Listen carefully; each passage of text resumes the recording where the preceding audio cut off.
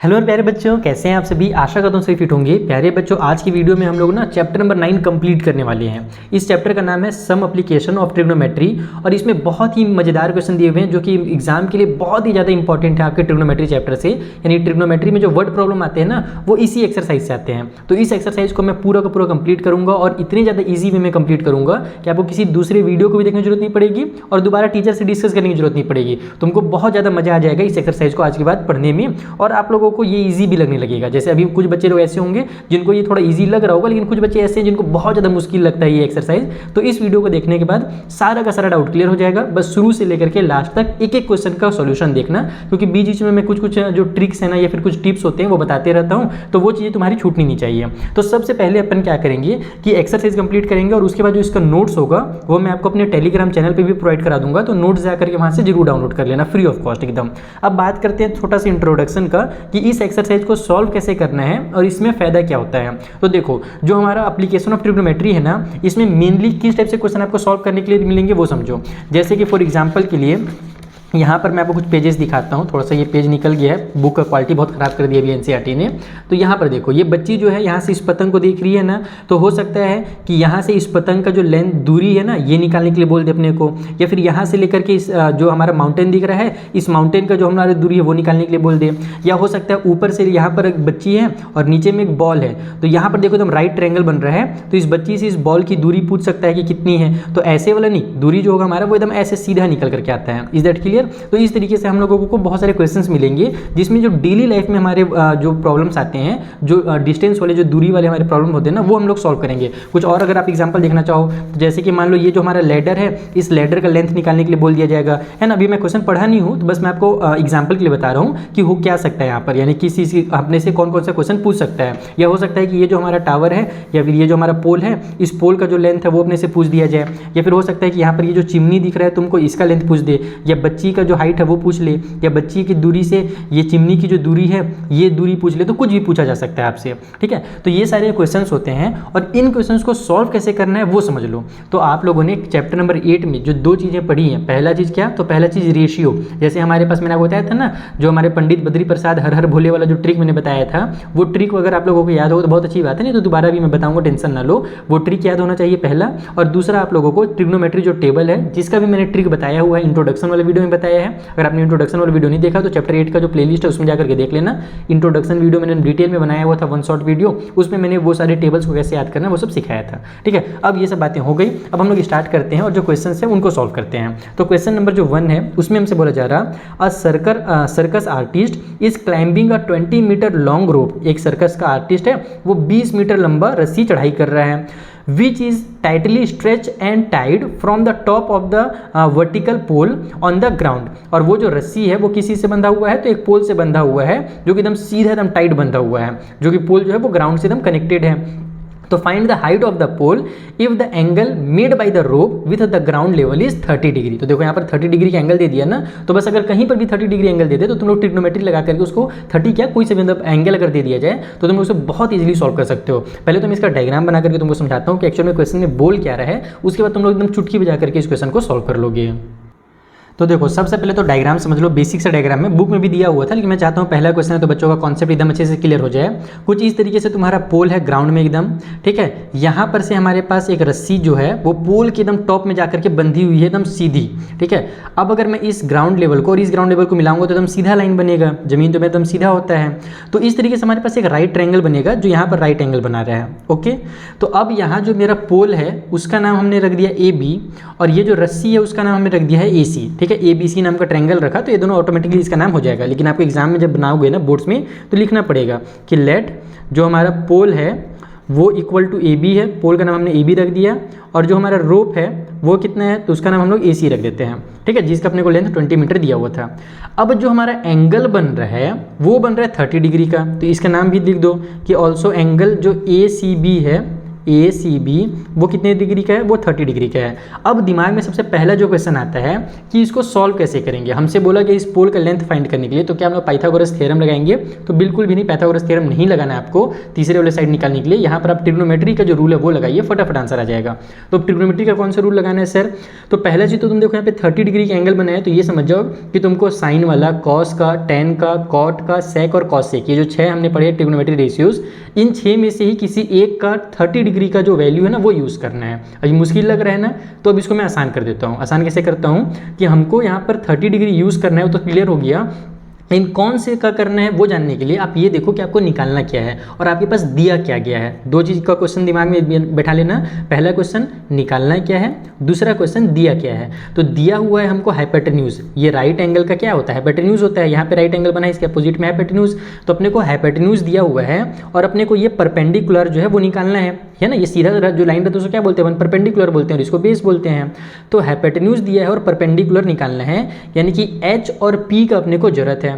अब तुम ये देखो कि H और P किस में आ रहा है, तो मैंने एक ट्रिक जो पिछले वाले चैप्टर में तुमको बताया था, पंडित बद्री प्रसाद हर हर भोले। इसका मतलब क्या हुआ कि हमारे पास ये जो P डिवाइड बाई H आ रहा है, ये आ रहा है हमारा sine theta, B divide by H जो है वो हमारा कॉस थीटा और P डिवाइड बाई B जो है वो टेन थीटा, और इन्हीं तीनों का आपको मैक्सिमम यूज़ करना है। दूसरा आपको कॉट सेक में जाने की जरूरत नहीं पड़ेगी, ठीक है। तो यहाँ पर हमारे पास P और H जो है वो साइन थीटा में आ रहा है, इसका मतलब कि हमको साइन 30 का यूज़ करना है। तो बस ये ट्रिक याद रखना, पंडित बद्री प्रसाद जी जो हैं वो हर हर भोले बोलते रहते हैं, तो बस वहाँ से ये PBB और फिर HHB जो है वो ट्रिक बन गया। तो हम लोग भी यहाँ पे लिखेंगे कि इन राइट ट्रायंगल, हमारे पास जो राइट ट्रायंगल बन रहा है, इन राइट ट्रायंगल ABC, जो हमारा राइट ट्रायंगल ABC है उसके अंदर हम लोग लगाएंगे साइन 30 का वैल्यू, है ना। तो साइन 30 क्या होता है, तो परपेंडिकुलर, परपेंडिकुलर का मतलब कि AB और डिवाइड बाई में हमारा हाइपोटेन्यूज, हाइपोटेन्यूज का मतलब कि AC। अब यहाँ पर साइन 30 की वैल्यू कितनी होती है वो पुट कर दो, तो साइन 30 की वैल्यू 1/2 होती है। तो मैंने बोला था आपको ना कि ये चीज़ याद होना चाहिए और जो हमारे क्या बोलते हैं ट्रिग्नोमेट्री टेबल में जो हमारे रेशियोज हैं वो याद होने चाहिए। तो साइन 30 1/2 हो गया। AB के बदले में AB रहने दो क्योंकि उसका वैल्यू अपने को निकालना है। AC के बदले में 20 दिया हुआ था, 20 को इधर ले आओ, तो 20 डिवाइड बाई 2 हो जाएगा, इक्वल को साइड में AB आ जाएगा और इसको कट करेंगे तो हम जानते हैं 10 आने वाला है, यानी कि AB की जो लेंथ है वो हमारी 10 मीटर हो जाएगी, क्योंकि भी मीटर में दी हुई थी। यानी कि जो हमारा पोल है ना बच्चा लोग, ये AB क्या निकला, ये हमारा पोल निकल करके आ रहा है जो कि हमारा 10 मीटर था। तो देखो कितना आसान क्वेश्चन था, कितना ईजिली बन गया। तो हम लोग राइट ट्रायंगल में बिना पाइथागोरस का यूज़ किए भी साइड्स का वैल्यू निकाल सकते हैं, कोई भी साइड का। बस आप लोगों को ये चीज़ पता होना चाहिए और ट्रिग्नोमेट्री टेबल पता होना चाहिए। पूरा का पूरा क्वेश्चन देखो इसी टाइप से बनेगा, यही कॉन्सेप्ट हर जगह यूज होगा, बस कहीं पे कान को सीधे तरीके से पकड़ेगा, कहीं पर उल्टे तरीके से घुमा के पकड़ेगा, बाकी पकड़ेगा कान ही तुम्हारा, ठीक है, तुम्हारा नाक नहीं पकड़ने वाला। अब चलो जो सेकंड क्वेश्चन है मैं आपको वो समझाता हूँ। सेकेंड वाले क्वेश्चन में देखो क्या बोल रहा कि a tree break due to storm and broken part bend to bend, यानी कि एक ट्री था वो टूट गया स्टॉर्म की वजह से और जो ब्रेक हमारा टूटा हुआ पार्ट था वो जमीन में झुक गया है, ठीक है। So that the top of the tree touch the ground making an angle of 30 degree with it, और वो इस तरीके से टूटा है कि वो उसका जो टॉप वाला पार्ट था वो जाकर के ग्राउंड में सट गया है और नीचे में वहाँ पे 30 डिग्री का एक एंगल बना रहा है। अभी डायग्राम बनाऊंगा फिर समझ में आ जाएगा। The distance between the foot of the tree to the point where the top touch the ground is 8 metre, यानी कि ट्री के जो पैर है एक्चुअल में जहां पर वो स्टार्ट हुआ था वहां से जो अभी गिर करके उसका जो मुंडी जो जमीन में सटा हुआ है ना उसकी जो दूरी है वो 8 मीटर है। तो बताइए जो ट्री की हाइट है वो कितनी है। तो इसको डायरेक्टली तुम इस तरीके से नहीं बना पाओगे, लेकिन यही कॉन्सेप्ट यहाँ भी यूज होगा। चलो समझाता हूँ कैसे। देखो कुछ इस तरीके से मान लो एक ट्री था और वो बेचारा क्या हुआ, हवा की वजह से यहाँ पर से टूट गया और यहाँ से जब टूटा तो ये वाला जो पार्ट है ये ऐसे गिर करके जाकर के ज़मीन में सट गया, ठीक है। यहाँ पर ये ऐसे ज़मीन में सट गया है और यहाँ से जो हमारा बोला जा रहा है क्वेश्चन में कि जो ट्री का जो फूट है और ये जो मुंडी जो उसका सटा हुआ ग्राउंड का टॉप जो है वो क्या है आपस में मिलाने के बाद इसकी जो दूरी निकल करके आ रही है वो निकल करके आ रही है 8 मीटर, ठीक है। आपको बोल रहे हैं कि बताओ जो ट्री की जो हाइट है ना वो कितनी है। तो देखो यहाँ पर भी बन तो राइट एंगल ही रहा है, तुम लोग देख रहे हो ना, यहाँ पर राइट एंगल बन रहा है हमारे पास, लेकिन अब राइट एंगल में जो हमारा हाइट है ट्री का वो यहाँ से लेकर के यहाँ तक था, तो वो कैसे निकालेंगे। तो सिंपल बहुत ही आसान है। देखो सबसे पहले तो यहाँ पर तुम लोग इसका नाम दो A, ये हो गया तुम्हारा B और ये हो गया तुम्हारे पास C। अब ABC के अंदर हमारे पास दिया क्या है, तो हमारे पास ये बेस दे दिया गया है, राइट एंगल हमको नहीं पता। अपने को देखो पता ये है कि यहाँ से यहाँ तक जो हाइट है जो परपेंडिकुलर है इस ट्रायंगल में, और ये जो है हमारा पार्ट ना जब इसको हम सीधा करेंगे और यहाँ तक पहुँचाएंगे तो हमारा ये पार्ट और ये पार्ट मिल करके ही तो हमारा ट्री बन रहा है ना। ये जो हमारा मैंने जो हाइपोटेन्यूज जो बनाया है गिरा करके, ये कहाँ से बना है, जब हमारा ट्री टूट करके गिरा वही बना। तो ये भी ट्री का पार्ट है हाइपोटेन्यूज भी, और ये जो परपेंडिकुलर है ये भी ट्री का पार्ट है। तो मुझे ये भी चाहिए, ये वाला साइड भी चाहिए और ये भी साइड चाहिए। जब मैं दोनों साइड निकाल लूँगा तो मेरे पास जो है वो ईजिली निकल करके आ जाएगा इसका वैल्यू, यानी कि हमारे पास जो ट्री का हाइट है वो निकल करके आ जाएगा। ट्री के हाइट के लिए मुझे इस ए बी को और इस ए सी को प्लस करना होगा सिंपल लैंग्वेज में, ठीक है। अब करेंगे कैसे वो पता करते हैं। तो सबसे पहले तो एंगल जो है यहाँ पर हमारे पास बोला गया है क्वेश्चन में 30 डिग्री का एंगल बना था, तो हम लोग यहाँ पे 30 डिग्री का एंगल बना देते हैं। अब हम लोग लिखेंगे लेट ए बी सी या फिर हाँ A B C, A plus B नहीं ए बी सी नहीं, हाँ ए बी सी कर देता हूँ। Let A B C is right triangle. A B C हमारे पास एक राइट ट्रैंगल है इन विच, जिसके अंदर हमारे पास ये जो ए बी है और जो ए सी है, A B plus A C equal to length of tree, ठीक है। ये जो ए बी प्लस ए सी है वो लेंथ ऑफ ट्री हमारे पास है, ठीक है। अब यहीं से हम लोग खेल शुरू करते हैं। हमारे पास यहाँ पर 30 डिग्री दिया हुआ है और बेस दिया हुआ है, तो तुम लोग को फिर मैं याद दिला दूँ जल्दी से, पंडित बद्री प्रसाद। मैं हर बार इसको लिखता हूँ ताकि मैं खुद भी गलत ना करूँ और बच्चे लोग भी गलत ना करें। तुम लोग भी एग्जाम में इसको लिख सकते हो, साइड में लिखना, सामने डायरेक्ट मत लिखना।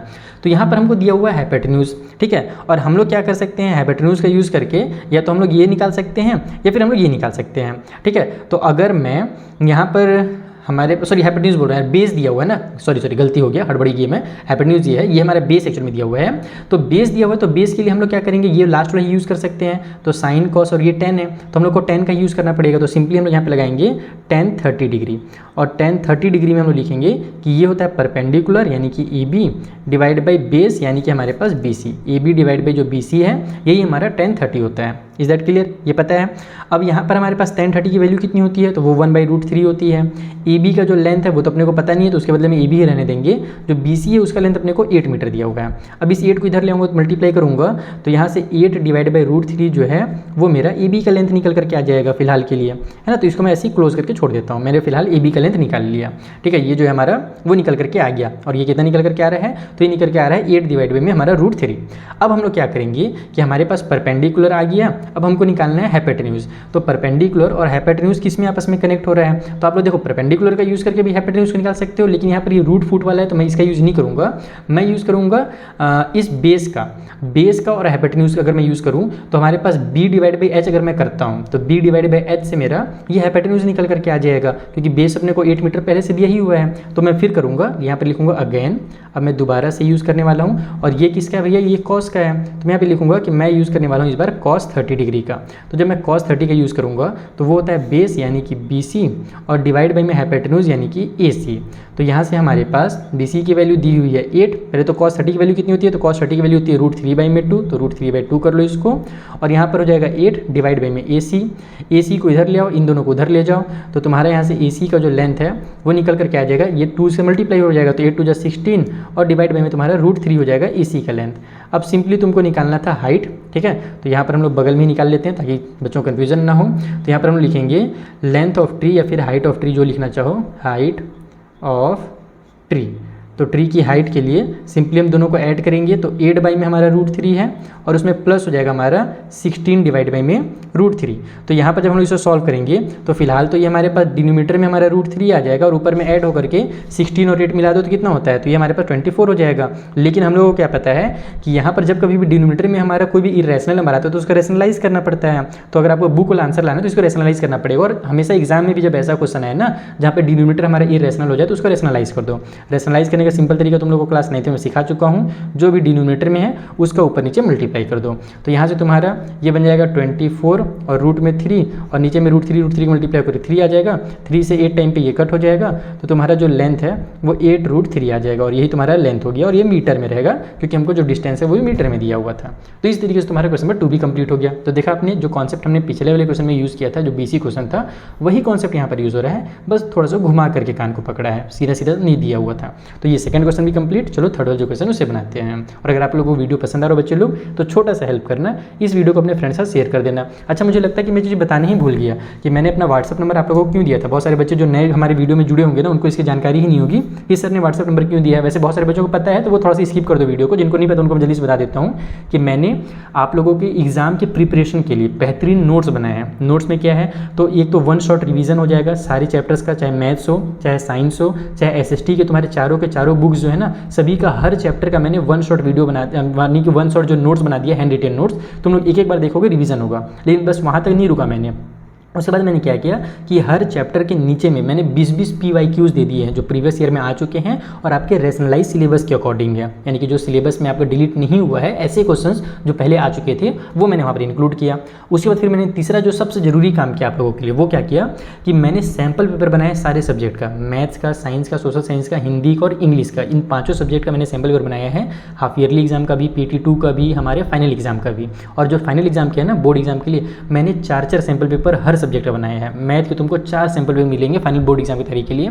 और उन सैम्पल पेपर में ऐसे क्वेश्चंस मैंने इंक्लूड किए हैं जो क्वेश्चंस पिछले साल बोर्ड एग्जाम में पूछे जा चुके हैं, यानी कि उसका जो डिज़ाइन है, मैंने पेपर का डिज़ाइन एकदम फॉर्मेट जो बोर्ड एग्जाम का होता है वैसे ही बनाया है, लेकिन उसमें जो क्वेश्चंस है ना वो प्रीवियस ईयर के पूछे हुए क्वेश्चंस मैंने वहाँ पर इंक्लूड किए हैं। MCQ में जो क्वेश्चन मिलेंगे आपको वो प्रीवियस ईयर के क्वेश्चन मिलेंगे और ऐसे क्वेश्चन जो डिलीटेड नहीं है, रैशनलाइज सिलेबस के अकॉर्डिंग है। तो बहुत ही मजेदार मैंने आप लोगों के लिए काम किया है। आप लोगों को अगर वो चीज़ें परचेज करनी है तो आप इस नंबर पर मुझे व्हाट्सअप कीजिए, मेरी टीम आपसे कॉन्टैक्ट करेगी और आपको उस समय का जो प्राइस होगा जब भी आप कॉन्टैक्ट करोगे तो बता देगी। मैक्सिमम जो उसकी प्राइस होती है वो 399 होती है, लेकिन मैं नॉर्मली उसका प्राइस कम ही करके रखता हूँ क्योंकि मैंने ऐसे बच्चों के लिए ये नोट्स बनाया ही था जो थोड़े गरीब तबके के हैं, जो ओसवाल हो गया, एजुकार्ट हो गया, इस तरीके के महंगे जो बुक्स नहीं ले पाते हैं ना, उन बच्चों के लिए मैंने नोट्स बनाए हैं। तो अगर आपको ये नोट्स खरीदने हैं तो वैसे 399 मैक्सिमम प्राइस है, उससे ज़्यादा तुमको पे नहीं करना रहेगा, लेकिन इससे कम में भी तुम्हारा काम हो जाएगा अगर ऑफर चलता रहेगा तो। इसलिए एक बार यहाँ पर मैसेज करके पूछ लेना, ठीक है। चलो अगला जो क्वेश्चन हम लोग उसे बनाते हैं। So third question is a contractor plan to install 2 slide for the children to play in the park। ठीक है, पार्क में खेलने के लिए 2 स्लाइड लगाना चाहता है। स्लाइड जानते हो ना, फिसल पट्टी जिसमें खिसलते थे हम लोग बचपन में और उसमें हमारी पैंट भी कई बार फट जाती थी, तो वही वाली। अब बोला जा रहा है इसमें for the children below at the age of 5 year, 5 साल से छोटे बच्चों के लिए, see prefer to have a slide whose top is at height of 1.5 metre. यानी कि वो चाहते हैं कि 5 साल से जो छोटे बच्चे हैं उनके लिए जो स्लाइड बने उसकी जो सीढ़ी हो ना वो कितनी हो, तो 1.5 मीटर की हो, simple. And is inclined at an angle of 30 degree to the ground, और उसकी जो स्लोप हो वो 30 डिग्री के हिसाब से हो ग्राउंड में। तभी मैं डायग्राम बनाऊंगा ट्रायंगल तो तुमको समझ में आ जाएगा। वेयर फॉर एल्डर चिल्ड्रन, जबकि बड़े बच्चों के लिए, she want to have a steep slide. Steep मतलब कि थोड़ा सी सीधी टाइप से, थोड़ी सी लंबी वाली खाड़ी वाली स्लाइड चाहिए उसको, जिसकी जो हाइट हो वो 3 मीटर हो और उसका जो एंगल बन रहा हो वो 60 डिग्री का बन रहा हो। तो what should be the length of the slide in each case. तो बताइए दोनों केस में जो स्लाइड का लेंथ होगा वो कितना होगा। चलो पता करते हैं फटाफट इसका कितना लेंथ होगा। तो देखो यहाँ पर मैं 2 ट्रायंगल बनाया है। पहला जो ट्रायंगल उसमें क्या है कि ये मान लो सीढ़ी होगा, ठीक है, 1.5 मीटर के बच्चे सीढ़ी चढ़ेंगे और इधर से हम लोग स्लाइड मारेंगे तो ये उसका स्लाइड है और यहाँ से लेकर के यहाँ तक की दूरी अपने पास है, तो इसकी तो जरूरत पड़ेगी भी नहीं। हमसे बोल रहा है कि जो हाइट है ना, वैसे देखो सीढ़ी एक्चुअल में ऐसे होता है, तुम लोग ध्यान दिए होगे तो अभी सोच रहे हो कि सर ये पूरा सीधा सीधा कैसे हो गया, सीढ़ी तो ऐसे रहता नहीं है। तो सीढ़ी भले इधर से रहेगा, बच्चे लोग इधर से ऐसे चढ़ेंगे, लेकिन इसकी जो एक्चुअल हाइट होगी वो तो एकदम जमीन से सीधा नापा जाएगा ना, इसको इसकी हाइट थोड़ी बोलेंगे, ऐसे हाइट होता है। तो इसीलिए यहाँ पर भी राइट एंगल में ही हाइट बनेगा। तो ये जो हाइट है वो हमारे पास 1.5 मीटर है छोटे वाले बच्चों के लिए, और इसमें ये जो स्लाइड है यही अपने को निकालना है। तो देखो अपने पास परपेंडिकुलर है और अपने को हाइपोटेन्यूज निकालना है, तो P/H किस में होता है, वो हमारे साइन थीटा में होता है। तो छोटे वाले ट्रायंगल में फिर वही साइन थीटा लगाओ। इन ट्रायंगल ABC हमारे पास साइन 30 डिग्री दिया हुआ है, 30 डिग्री का एंगल बन रहा है ग्राउंड पे, तो ये हो जाएगा तुम्हारा परपेंडिकुलर यानी कि AB डिवाइड बाई हमारा BC जो कि है हाइपोटेन्यूज। तो साइन 30 की वैल्यू कितनी होती है, 1/, हमारे पास 2 होती है, तो यहाँ पर 1/2 कर देंगे और इक्वल की उस साइड में हमारे पास AB का लेंथ हो जाएगा 1.5 डिवाइड में BC हो जाएगा। BC को इधर ले जाओ, 2 को इधर ले जाओ, तो BC का 1 से मल्टीप्लाई होकर BC आ गया और 2 का 1.5 से मल्टीप्लाई होगा तो 3 बना देगा, तो BC इक्वल टू तुम्हारा 3 मीटर हो गया है ना। इस मीटर में था तो ये हमारा M बना देता हूँ, फालतू में इसको काट रहा हूँ।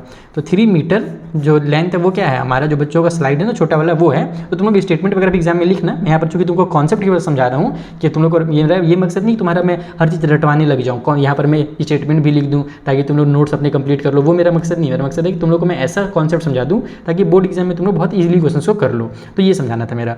फिर उसी तरीके से तुम लोग दूसरे ट्रायंगल में आ जाओ। तो इन ट्रायंगल DEF जो हमारा DF ट्रायंगल है उसमें भी हम लोग साइन वाला ही लगाएंगे, क्योंकि इसमें भी सेम चीज़ ही दिया हुआ है, हाइट दिया हुआ है और हाइपोटेन्यूज निकालना है। तो sin 60 इक्वल टू हमारे पास वही परपेंडिकुलर डिवाइड बाई हाइपोटेन्यूज हो जाएगा। परपेंडिकुलर यानी कि हमारा DE दिया हुआ है परपेंडिकुलर, जो मैंने डायग्राम बनाया है, और यहाँ पर जो हाइपोटेन्यूज है वो हमारा EF हो जाएगा।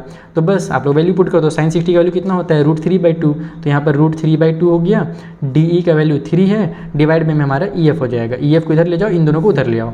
तो EF इक्वल के उस साइड में 3 × 2 डिवाइड बाई में हमारा √3 आ जाएगा। तो फिर वही चीज़ हो गया, 6 डिवाइड बाई में √3 हो गया। तो इसको भी विच करेंगे हम लोग, ऊपर नीचे √3 से इसका मल्टीप्लाई कर देंगे, तो ऊपर में तुम्हारा ये 6 √3 बना लेगा और नीचे में 3 आ जाएगा। 3 से 6 को कट कर दोगे तो 2 √3 आ जाएगा आंसर।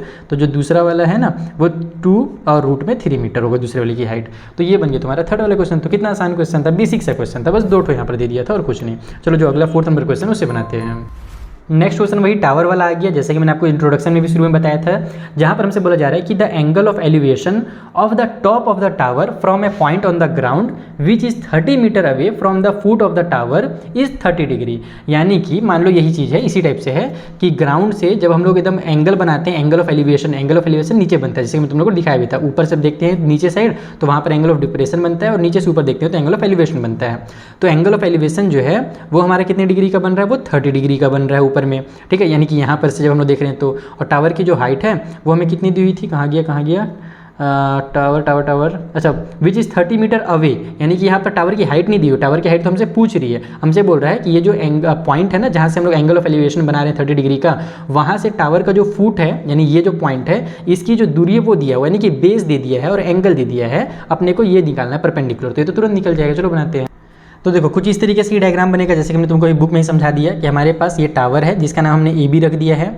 यहाँ से इसका जो फुट है ना उससे एक पॉइंट है C, है ना, इसकी दूरी जो है वो 30 मीटर है, और इस C से ही एंगल ऑफ एलिवेशन जो बन रहा है ऊपर में टावर के टॉप में वो 30 डिग्री का बन रहा है यहाँ पर, ठीक है। हमको देखो निकालना क्या है, लेंथ ऑफ टावर निकालना है, आपको बेस दिया हुआ है और परपेंडिकुलर निकालना है। तो पंडित बद्री प्रसाद हर हर भोले डालो, और यहाँ पर तुम लोग देखो कि हमारा बेस और परपेंडिकुलर 10 वाले में कन्वर्ट होता है, यानी कि 10 वाले से कनेक्ट हो रहा है, बाकी तो कहीं पर बेस और परपेंडिकुलर कनेक्ट हो नहीं रहा है। हाँ, इसको उल्टा कर दोगे कॉट में तो भी हो जाएगा, लेकिन मैंने बताया ना कि आप बस साइन कॉस और 10 का याद रखो, कॉट वगैरह को छोड़ दो फिलहाल, भूल जाओ, ठीक है। तो हम लोग क्या करेंगे यहाँ पे tan 30 का यूज़ करने वाले हैं। तो यहाँ पर मैं लिखूँगा इन राइट ट्रायंगल ABC, उसके अंदर हमारे पास जो tan 30 डिग्री होता है। tan 30 क्या होता है, तो परपेंडिकुलर डिवाइड बाई बेस होता है, और परपेंडिकुलर हमारे पास AB है जो कि हाइट है टावर का, और जो बेस है वो हमारा BC है जो कि दूरी दिया हुआ है। tan 30 की वैल्यू कितनी होती है, 1/√3 होती है।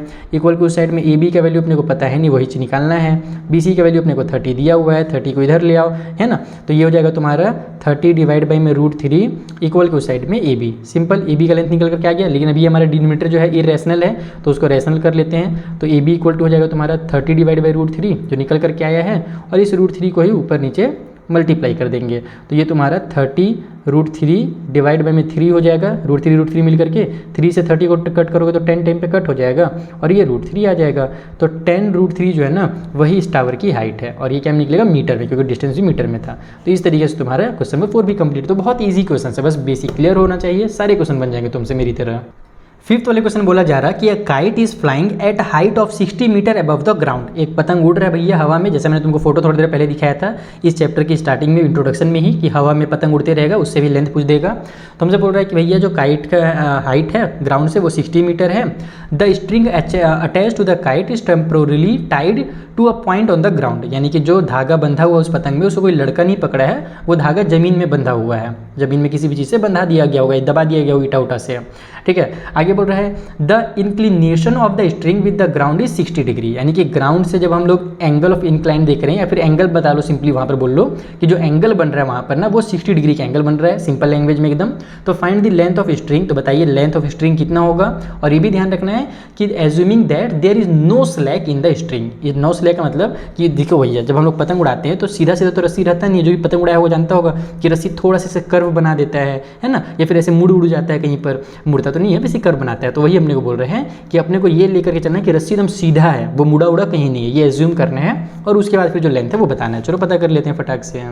तो देखो कुछ इस तरीके से इसका भी डायग्राम बन जाएगा। यहाँ पर मान लो हमारा पतंग है इस पॉइंट पर, ये पॉइंट ए है हमारा, ठीक है, यही मान लो इसी को नाम दे दिया हमने काइट का, तो यहाँ पे लिख भी दिया, मान लेते हैं जो ए है वो हमारा काइट है। इस पॉइंट सी में रस्सी बंधा हुआ, ये रस्सी है हमारा, ठीक है। ये पतंग का जो सीधा जो हाइट निकल करके आ रहा है ग्राउंड से, जो हाइट है ये वाली, ये 60 मीटर अपने को दी हुई है, हमसे ये वाला पूछा जा रहा है। तो देखो परपेंडिकुलर दिया हुआ है, हाइपोटेन्यूज निकालना है। हम लोग जानते हैं शुरू में ही हमारा P/H आता है, परपेंडिकुलर डिवाइड बाई हाइपोटेन्यूज, यानी कि साइन थीटा में आता है। तो हम लोग को यहाँ पर साइन थीटा लगा देना है और हमारा जो एंगल बन रहा है वो 60 डिग्री का बन रहा है। तो सिंपली यहाँ पर फिर वही लिखो, इन right triangle ABC, right triangle ABC में हमारे पास जो साइन 60 होगा, साइन 60 डिग्री वो इक्वल होगा हमारे परपेंडिकुलर यानी कि AB और डिवाइड में हमारा हाइपोटेन्यूज यानी कि AC, ठीक है। तो यहाँ से हमारा साइन 60 का वैल्यू कितना होता है, हमारा √3/2 होता है साइन 60 का वैल्यू। इक्वल को साइड में AB हमारा हो जाएगा 60 डिवाइड बाई में AC को इधर ले आओ, इन दोनों को उधर ले जाओ, तो डिनोमिनेटर से इधर आकर के न्यूमरेटर में हो जाएगा, ये जाएगा इधर, तो 60 × 2 डिवाइड बाई में √3 हो जाएगा। तो ये बन जाएगा तुम्हारा 120 डिवाइड बाई में √3। तो बस ऊपर नीचे कर दो √3 से इसका मल्टीप्लाई ताकि ये रेशनलाइज हो जाए। तो ऊपर 120 √3 डिवाइड बाई में हमारा 3 आ जाएगा, 3 का टेबल में 3 4 जा 12 और ये 0 उतर गया, यानी जो AC है वो हमारा कितना निकल करके आ गया, तो 40 और √3 निकल करके आ गया, और ये भी मीटर में ही रहेगा क्योंकि अपने को हाइट मीटर में दिया हुआ था। खेल खत्म हो गया भी क्वेश्चन का। कितना आसान क्वेश्चन था ये वाला भी। और प्यारे बच्चों, अगर आपको क्वेश्चन आसान लग रहे हो मेरे वीडियो को देखने के बाद और आपको मजा आ रहा हो चीज़ें, तो इस वीडियो को जरूर लाइक करना और अपने फ्रेंड्स के साथ जरूर से जरूर शेयर करना, उससे मुझे थोड़ा सा हेल्प मिलेगा, ठीक है। तो जरूर शेयर कीजिएगा मेरे फ्रेंड के साथ।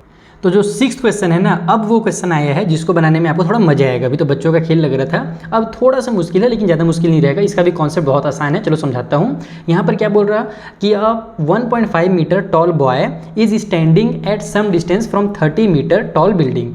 एक बिल्डिंग है, उससे कुछ दूरी पर एक लड़का खड़ा है जिसकी हाइट अपने को दे दी गई है। डायग्राम बनाऊंगा, टेंशन न लो। The angle of elevation from his eye to the top of the building increase from 30 degree to 60 degree as he walk towards the building.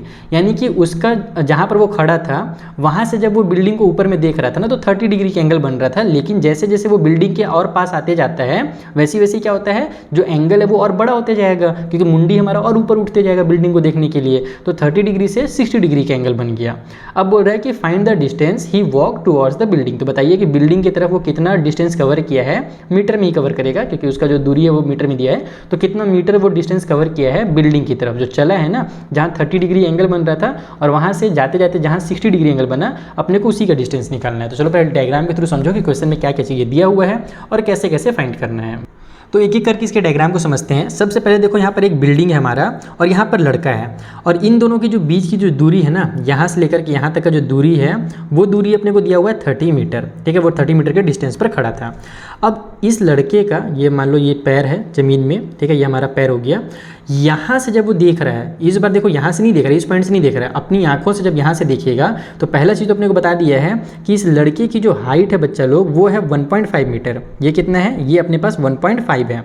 और यहाँ से जब वो देख रहा है ना तो 30 डिग्री का एंगल बन रहा है। तो मैं पहले तो आगे बनाता हूँ, ये ऐसे यहाँ पर गया और एंगल ऐसे तो बनेगा नहीं, ये तो एंगल बन नहीं रहा है, तो एंगल ऑफ एलिवेशन ऐसे बनता है। आप इसकी आंखों से सीधा एक लाइन बनाओ इधर, ठीक है, और फिर ऊपर में, तो ये जो परपेंडिकुलर सीधा लाइन होता है ना, वहाँ से हमारा एंगल बनता है, यानी कि इसको कंप्लीट एंगल बना दिया। ये ध्यान रखना कि आंखों से सीधा एक लाइन बनाओगे पहले, ये वाली लाइन एंगल ऑफ साइड जिसे कहते हैं अपन, और यहाँ से फिर ऊपर में इस टावर के बिल्डिंग के ऊपर में बनाओगे तो ये हो जाएगा तुम्हारा यहाँ पर 30 डिग्री का एंगल। अभी ये 30 डिग्री का एंगल है, लेकिन लड़के का मन करता है कि थोड़ा और आगे जा करके देखूं, तो वो बच्चा पहुंच जाता है यहाँ पर। मान लो कि अब लड़का यहाँ पर है और यहाँ पर भी उसकी जो हाइट है वो तो 1.5 रहेगी, ठीक है। और यहाँ से फिर वो क्या करता है, फिर टावर को देखता है ऊपर में।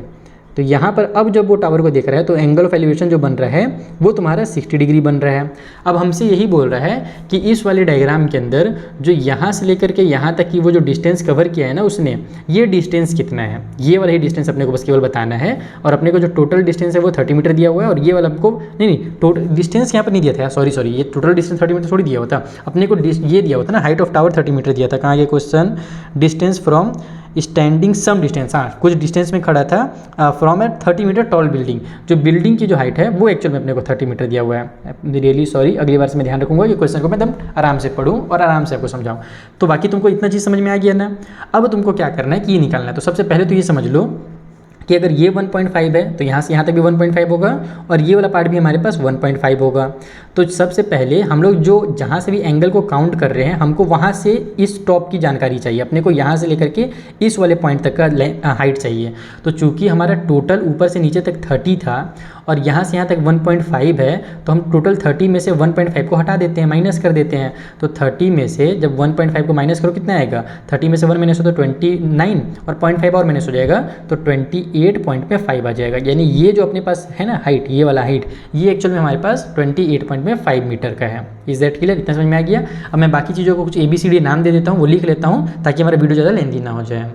तो देखो मैंने अपनी लैंग्वेज में एकदम बेसिक तरीके से लिखा है ताकि तुमको अच्छे से समझ में आ जाए। सबसे पहले मैंने लड़के का जो हाइट था उसको मैंने AB नाम दे दिया और जो बिल्डिंग था उसका नाम मैंने CD रख दिया। लेकिन हमको जो बीच में जो पॉइंट्स है ना उनका भी जरूरत पड़ेगा, तो मैंने इस वाले पॉइंट का नाम E और इस वाले पॉइंट का F रख दिया है। मैंने लिख भी दिया है कि जो बॉय है वो AB है जो कि 1.5 है, CD बिल्डिंग है जो कि 30 मीटर का है और जो एंगल ऑफ एलिवेशन बन रहा है यहाँ से 30 पॉइंट से, इस वाले पॉइंट A से वो 30 डिग्री का बन रहा है और यहाँ E से जो बन रहा है वो 60 डिग्री का बन रहा है। और हमको फाइंड क्या करना है, यही A से लेकर के E तक की जो दूरी है वही अपने को फाइंड करना है। वही अपने से पूछा ही था क्वेश्चन में लास्ट में कि find the distance he walk है ना टुवर्ड्स द बिल्डिंग, यानी कि वो डिस्टेंस बताइए जो उसने बिल्डिंग की तरफ कवर किया है 30 डिग्री से 60 डिग्री पहुंचने तक में। ठीक है, अब कैसे करेंगे?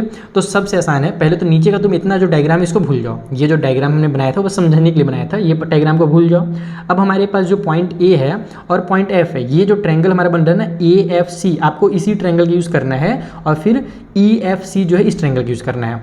अब इस वाले ट्रायंगल के अंदर अपने को सबसे पहले AF निकालना पड़ेगा और उसके बाद फिर अपन EF निकालेंगे और जब AF और EF निकल जाएगा तो AF में से EF को माइनस करेंगे तो मेरा AE जो है वो आराम से निकल करके आ जाएगा। तो डायरेक्ट अब आप लोग लिखो, क्योंकि आपने डायग्राम बना दिए तो अब ज़्यादा आपको लिखने की जरूरत नहीं है, डायरेक्ट इसमें लिख सकते हो कि इन राइट ट्रायंगल AFC, ठीक है, जो हमारा AFC बड़ा वाला राइट ट्रायंगल है उसके अंदर, उसमें हमारा 30 डिग्री का एंगल बन रहा है। अच्छा दिया क्या और निकालना क्या है, तो अपने को परपेंडिकुलर दिया हुआ है 28.5, ये भी ध्यान रखना कि 28.5 है, 30 मत ले लेना। तो परपेंडिकुलर दिया हुआ है और अपने को बेस की जरूरत है। तो परपेंडिकुलर और बेस किस में आता है हमारे पास, तो पंडित बद्री प्रसाद हर हर भोले, यानी कि ये जो लास्ट वाला 10 वाला है उसमें परपेंडिकुलर और बेस निकल करके आता है। तो हम लोग यहाँ पे लिखेंगे 1030, तो यहाँ पर हमारे पास 1030 इक्वल टू हो जाएगा CF जो कि परपेंडिकुलर है डिवाइड बाई में बेस यानी कि AF। तो 1030 की वैल्यू कितनी होती है 1/√3, तो यहाँ पर हम लिखेंगे 1/√3। CF की वैल्यू अपने पास है 28.5 और AF की वैल्यू अपने को पता नहीं है, वही निकाल रहे हैं अपन। AF को इधर ले जाओ, इसको इधर ले आओ, तो यहाँ से तुम्हारा जो AF है वो निकल करके आ जाएगा 28.5 और रूट के अंदर 3 उधर जाकर के मल्टीप्लाई हो जाएगा, तो इतना मीटर जो है वो हमारा AF का वैल्यू निकल करके आ गया। उसी तरीके से जो हमारा छोटा वाला ट्रायंगल बन रहा है ये वाला ट्रायंगल EFC, उसका यूज़ करेंगे अपन। तो नाउ इन ट्रायंगल EFC में वही चीज़ करना है अपने को, परपेंडिकुलर दिया हुआ है, बेस निकालना है, तो यहाँ पर भी 10 लगाएंगे, लेकिन इस बार 60 डिग्री का एंगल बन रहा है तो 10 60 डिग्री इक्वल को साइड में हो जाएगा CF डिवाइड बाई में हमारे पास EF। तो यहाँ से हम लोग 10 60 का वैल्यू जानते हैं √3 होता है, इक्वल को साइड में CF का वैल्यू 28.5 डिवाइड बाई में EF हो जाएगा जो कि अपने को निकालना है। EF को इधर ले जाओ, इसको इधर ले आओ, तो EF की जो लेंथ है वो यहाँ से निकल गई तुम्हारी 28.5 डिवाइड बाई में हमारा √3, तो ये हमारा निकल गया EF का लेंथ। अब अपने को निकालना क्या था, अपने को निकालना था भैया AE का डिस्टेंस ना। तो AE के लिए आप लोग लिखोगे यहाँ पर जो AE है वो अगर अपने को फाइंड करना है, ये वाला पार्ट अगर फाइंड करना है तो मैं क्या करूँगा, टोटल AF में से EF को माइनस कर दूंगा तो AE निकल जाएगा। तो यहाँ पर वही चीज़ लिखोगे कि AE के लिए अपन AF में से माइनस करेंगे EF को। तो AF कितना है हमारे पास, वो है 28.5 और फिर √3 है, ओहो, तो ये हो जाएगा 28.5 एंड फिर से √3 और उसमें से माइनस करना है अपने को 28.5 और डिवाइड बाई में √3। तो सबसे पहले तो इसका क्रॉस मल्टीप्लिकेशन होगा, तो इसका इससे मल्टीप्लाई कर दो डायरेक्ट तुम लोग। तो यहाँ पर मैं तुम लोग एकदम शॉर्टकट जो तरीका सबसे जो इजी मेथड हो सकता है वो मैं तुम लोग बताने की कोशिश करता हूँ। देखो जब तुम लोग √3 से √3 का मल्टीप्लाई करोगे तो 3 बन जाएगा, तो ये तुम्हारा हो जाएगा 28.5 मल्टीप्लाई में 3, ठीक है, इसका ऐसे मल्टीप्लाई हुआ, माइनस में ये वाला 28.5 एज इट इज़ उतर जाएगा। हमने क्या किया, सिंपली इसे क्रॉस मल्टीप्लिकेशन कर दिया, नीचे में तो √3 जो है वो एज इट इज़ फिलहाल रहेगा। अब तुम यहाँ पर देखो इसको आराम से कैसे सॉल्व कर सकते हो, दो तरीका है, या तो तुम इसका पूरा मल्टीप्लाई करो फिर इसको माइनस करो, बहुत लंबा प्रोसेस हो जाएगा। दूसरा आसान तरीका क्या है कि यहाँ पर भी 28.5 है, यहाँ पर भी 28.5 है, तो दोनों में से 28.5 को कॉमन ले लो, जो कि सबसे ईजी तरीका होगा तुम्हारे लिए। तो 28.5 को जब तुम कॉमन लोगे तो यहाँ पर से 3 बच जाएगा और माइनस में यहाँ पर से 1 बचेगा। बचेगा, क्योंकि हमने यहाँ पर कुछ भी नहीं, इसका मतलब मल्टीप्लाई 1 तो है ही, तो वहाँ पर हम लोग 1 लिखेंगे और डिवाइड बाई में हमारा √3 आ जाएगा। तो गुरुदेव इससे फ़ायदा क्या हुआ, इससे फ़ायदा ये हुआ, ये तुम्हारा 28.5 मल्टीप्लाई में 2 हो गया, जो कि तुम लोग ईजिली निकाल सकते हो। अब जो पहले मुश्किल था ना, अब देखो कितना आसान हो गया। नीचे में हमारा √3 है, तो 28 टू जो हमारे पास 56 होता है और 0.5 टू जो 1 हो जाएगा, तो 56 और 1 57, तो 57 डिवाइड बाई में हमारा √3 निकल करके आ गया। अब इसको अपन क्या करें, तो अब यहाँ पर हम लोग इसको फिर से वही है कि रैशनलाइज़ करना पड़ेगा। तो मैं आगे, मेरे पास नीचे तो पेज नहीं है, मैं यहाँ पे बना देता हूँ, ठीक है। इसको मैं एरो ही बना देता हूँ कि मैंने आधा काम यहाँ पे कर लिया छोटा सा, ठीक है, ये इस जगह पर। तो हमारे पास हम लोग निकाल रहे हैं ए का लेंथ, जो कि निकल करके आ गया है 57 डिवाइड बाई में √3, और हमको पता है कि अब अपने को ऊपर भी और नीचे भी √3 से मल्टीप्लाई करना पड़ेगा।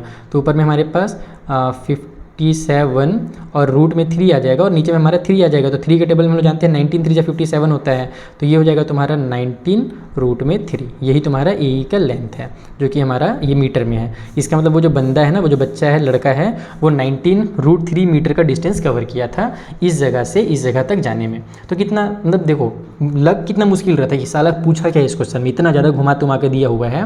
लेकिन जब हम लोग सॉल्व करने बैठे और हमने जब एक एक पॉइंट को पकड़ा, तो कितना आसानी से सॉल्व हो गया। एक एक चीज़ तुम लोग को आराम से समझ में आ रहा था, ये सारी चीज़ तुमको इजीली समझ में आ गई। तो इसी तरीके से तुमको मैं बेसिक कॉन्सेप्ट के साथ आगे क्वेश्चन भी कराने वाला हूँ। फटाफट इस वीडियो को लाइक कर दो और अपने फ्रेंड के साथ शेयर कर दो। मैं थोड़ा सा पानी पी लेता हूँ, और तुम लोग भी अगर ब्रेक लेना चाहो तो छोटा सा 1 मिनट का ब्रेक ले सकते हो। बाकी लाइव क्लास तो है नहीं, आगे देखना चाहो तो आगे देख सकते हो। चलो, मैंने तो पानी पी लिया और मुझे उम्मीद है कि आप लोगों ने आराम कर लिया होगा थोड़ा सा। अब आते हैं 7th क्वेश्चन में। यहाँ पर बोल रहा है कि from a point on the ground the angles of elevation of the bottom and at the top of the transmission tower fix at the top of 20 metre high building are 45 and 60 degree respectively, find the height of the tower. देखो क्या बोल रहा है, ध्यान समझो।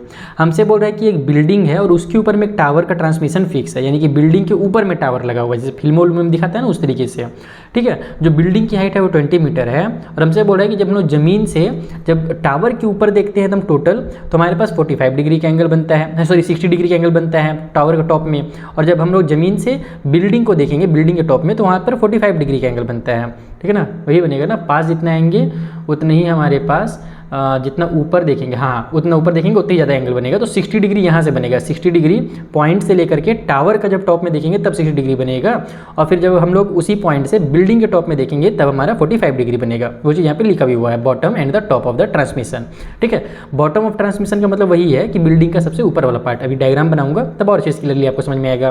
तो अपने को बोल रहा है कि बताइए हाइट ऑफ टावर कितना होगा। तो कोई मुश्किल क्वेश्चन नहीं है, जो क्वेश्चन अगर तुमने 6 वाला बना लिया तो ये बहुत आसानी से बन जाएगा। चलो समझाता हूँ कैसे।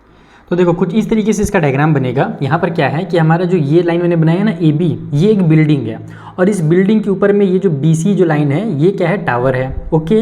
अब इस वाले पॉइंट से जब हम लोग टावर के बॉटम पे देखते हैं, टावर का बॉटम यानी कि बिल्डिंग का सबसे ऊपर वाला पार्ट, यहाँ पर जब हम लोग यहाँ पर देखते हैं तो हमारा जो एंगल बनता है वो 45 डिग्री का बनता है। और इसी पॉइंट से जब हम लोग टावर के टॉप में देखते हैं तो उस कंडीशन में जो एंगल बनता है वो 60 डिग्री का बनता है। हमसे बोल रहे हैं कि जो टावर है ना, जो CB है, आपको इसका लेंथ बताना है। कैसे बताओगे, ध्यान से समझो। हमको दिया हुआ है ये पार्ट, ठीक है, और हमको क्या करना है कि हमको ये कंप्लीट पार्ट निकालना है। तो बोलेगे सर अपने को परपेंडिकुलर ही दिया हुआ और परपेंडिकुलर ही निकालना है, तो ये कैसे पॉसिबल होगा। तो ये इजीली पॉसिबल हो जाएगा अगर आप लोग ये टोटल लेंथ निकाल लो और वहाँ से आप लोग इस वाले पार्ट को माइनस कर दो। तो टोटल लेंथ निकालने के लिए हम लोग सबसे पहले इसका जो बेस है ना वो फाइंड कर लेते हैं, जो कि बहुत ही आसानी से निकल जाएगा। हम लोग क्या जानते हैं कि पंडित बद्री प्रसाद और हर हर भोले वाले में हमारा P/B होता है ना। तो जब आप लोग P/B लगाएंगे तो उससे बहुत इजीली सॉल्व होगा। बाकी आप इससे भी कर सकते हो, हाइपोटेन्यूज, सॉरी नहीं, इसमें आप लोग और कौन सा लगा सकते हो, आप लोग हाइपोटेन्यूज लगा सकते हो कि नहीं। हाइपोटेन्यूज लगाओगे तो फालतू में कंफ्यूज हो जाओगे, तो वो मत लगाओ, फालतू है वो सब। आप लोग यही लगाओ, यहाँ पर से आप लोग बेस पहले निकालो तो सबसे ज़्यादा आसानी से निकल जाएगा। तो हम लोग क्या करते हैं कि सबसे पहले ये जो ट्रायंगल हमारा ADB है ना, इन ट्रायंगल ABD, इसके अंदर हम लोग tan 45 का वैल्यू लेते हैं। अब क्यों tan 45 ले रहा हूँ वो देखो। पहले तो 45 डिग्री का वैल्यू बन रहा है, तो हमारा tan क्या होता है, परपेंडिकुलर होता है, यानी कि AB, और डिवाइड बाई में बेस होता है जो कि हमारे पास AD है। क्योंकि AD जो बेस है ना वो दोनों ट्रायंगल के लिए, छोटे वाले के लिए ट्रायंगल के लिए भी है और बड़े ट्रायंगल के लिए भी AD ही बेस आ रहा है, इसीलिए मैं AD का लेना चाहता हूँ। तो tan 45 डिग्री का वैल्यू तुम लोगों को पता ही है कि 1 होता है बहुत आसानी से। यहाँ पर AB का जो लेंथ है वो हमारा 20 हो जाएगा और डिवाइड बाई में हमारा AD हो जाएगा। तो AD इधर आ जाएगा, 1 इधर आ जाएगा, यानी कि जो AD है वो भी हमारे यहाँ से 20 डिवाइड बाई 1 यानी कि 20 मीटर ये आ जाएगा। सिंपल है, बेस हमारा कितना निकल गया यहाँ से 20 मीटर निकल गया। अब आप लोग क्या करो कि फिर से 10 वाले का नहीं, 10 वाले का नहीं, इस बार हाँ 10 वाले का ही आप क्या करो फिर से यूज़ करो। इस बार अपने को बेस पता है और ये जो हमारा बड़ा वाला है ना लेंथ जो AC है वो निकल जाएगा यहाँ से।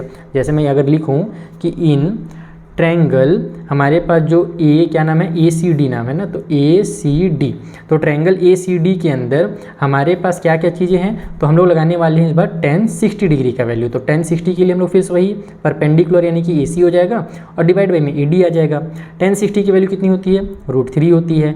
AC की वैल्यू कितनी है तो वो अपने को पता नहीं है फिलहाल, वो निकालना है, लेकिन AD का वैल्यू 20 हमने निकाल लिया है। 20 को इधर ले आओ तो 20 √3 मीटर जो होगा वही हमारा AC का वैल्यू निकल करके आ जाएगा। ठीक है, ये हमारा AC का वैल्यू निकल करके आ गया।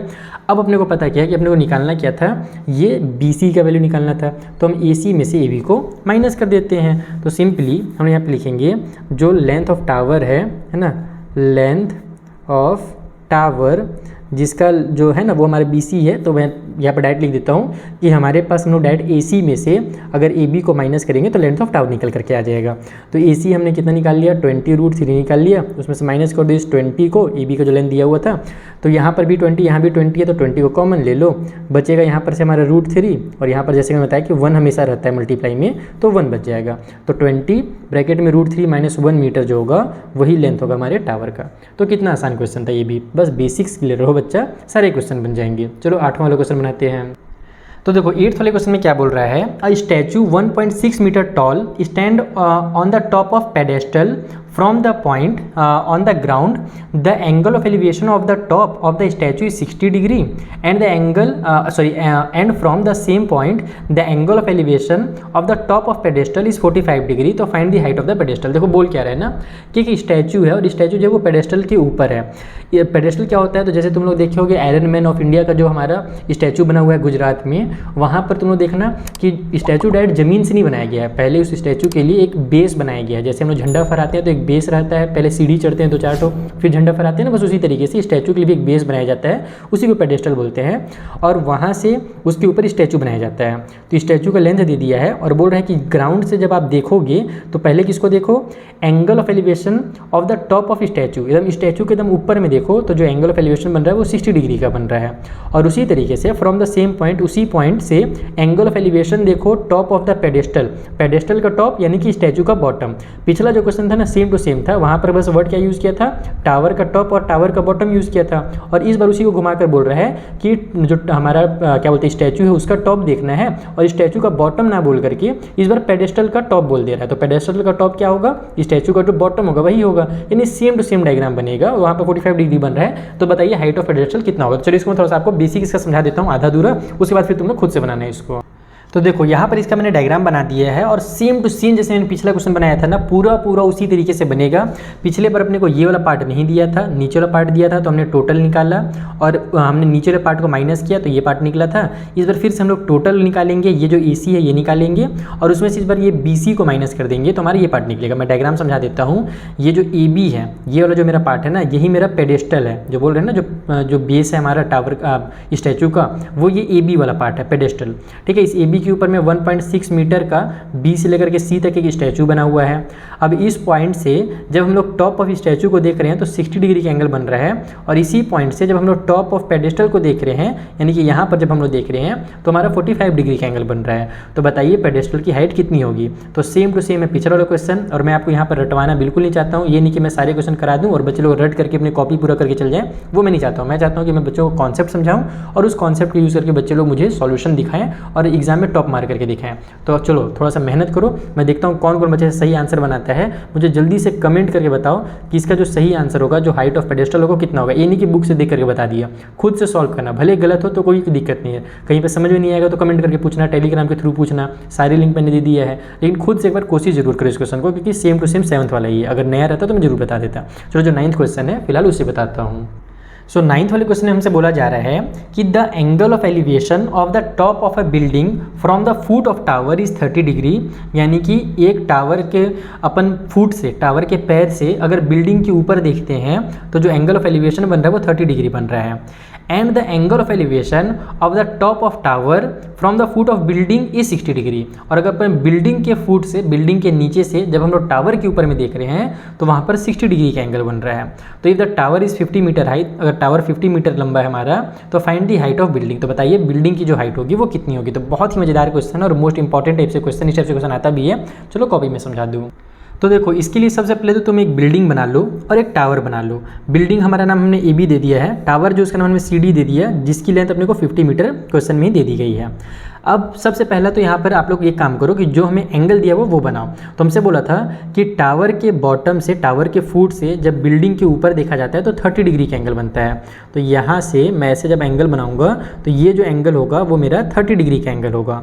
और जब हम लोग बिल्डिंग के फुट से टावर के ऊपर देखते हैं, यानी जब मैं इसको ऐसे मिलाऊंगा, ठीक है, तो यहाँ पर जो एंगल बन रहा है वो मेरा 60 डिग्री का एंगल बन रहा है। तो इस तरीके से हमारे पास डायग्राम बनेगा। अब इसमें बहुत सारे बच्चे ये भी कंफ्यूज रहते हैं कि सर आपने तो यहाँ पर फटाक से छोटा वाला साइड जो बिल्डिंग उसे छोटा बना दिया और टावर को बड़ा बना दिया, लेकिन क्वेश्चन में तो कहीं पे दिया नहीं था कि टावर, बिल्डिंग छोटा और टावर बड़ा है।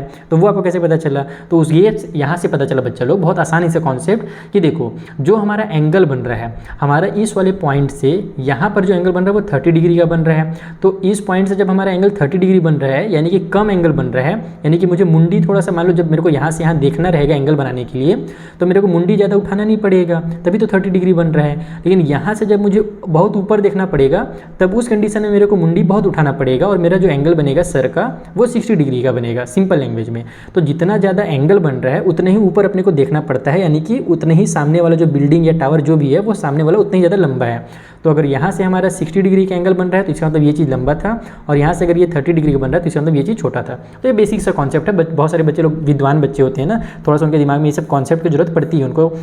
मैं खिंचाई नहीं कर रहा हूँ, ये नहीं बोल रहा हूँ खिंचाई कर रहा हूँ, मैं ये बताना चाह रहा हूँ कि बहुत सारे बच्चों को कॉन्सेप्ट जब समझ में आता है तो उनको क्वेश्चन बहुत ईजी लगने लगते हैं। तो ये इसका कॉन्सेप्ट है, रटना किसी भी चीज़ को नहीं आपको।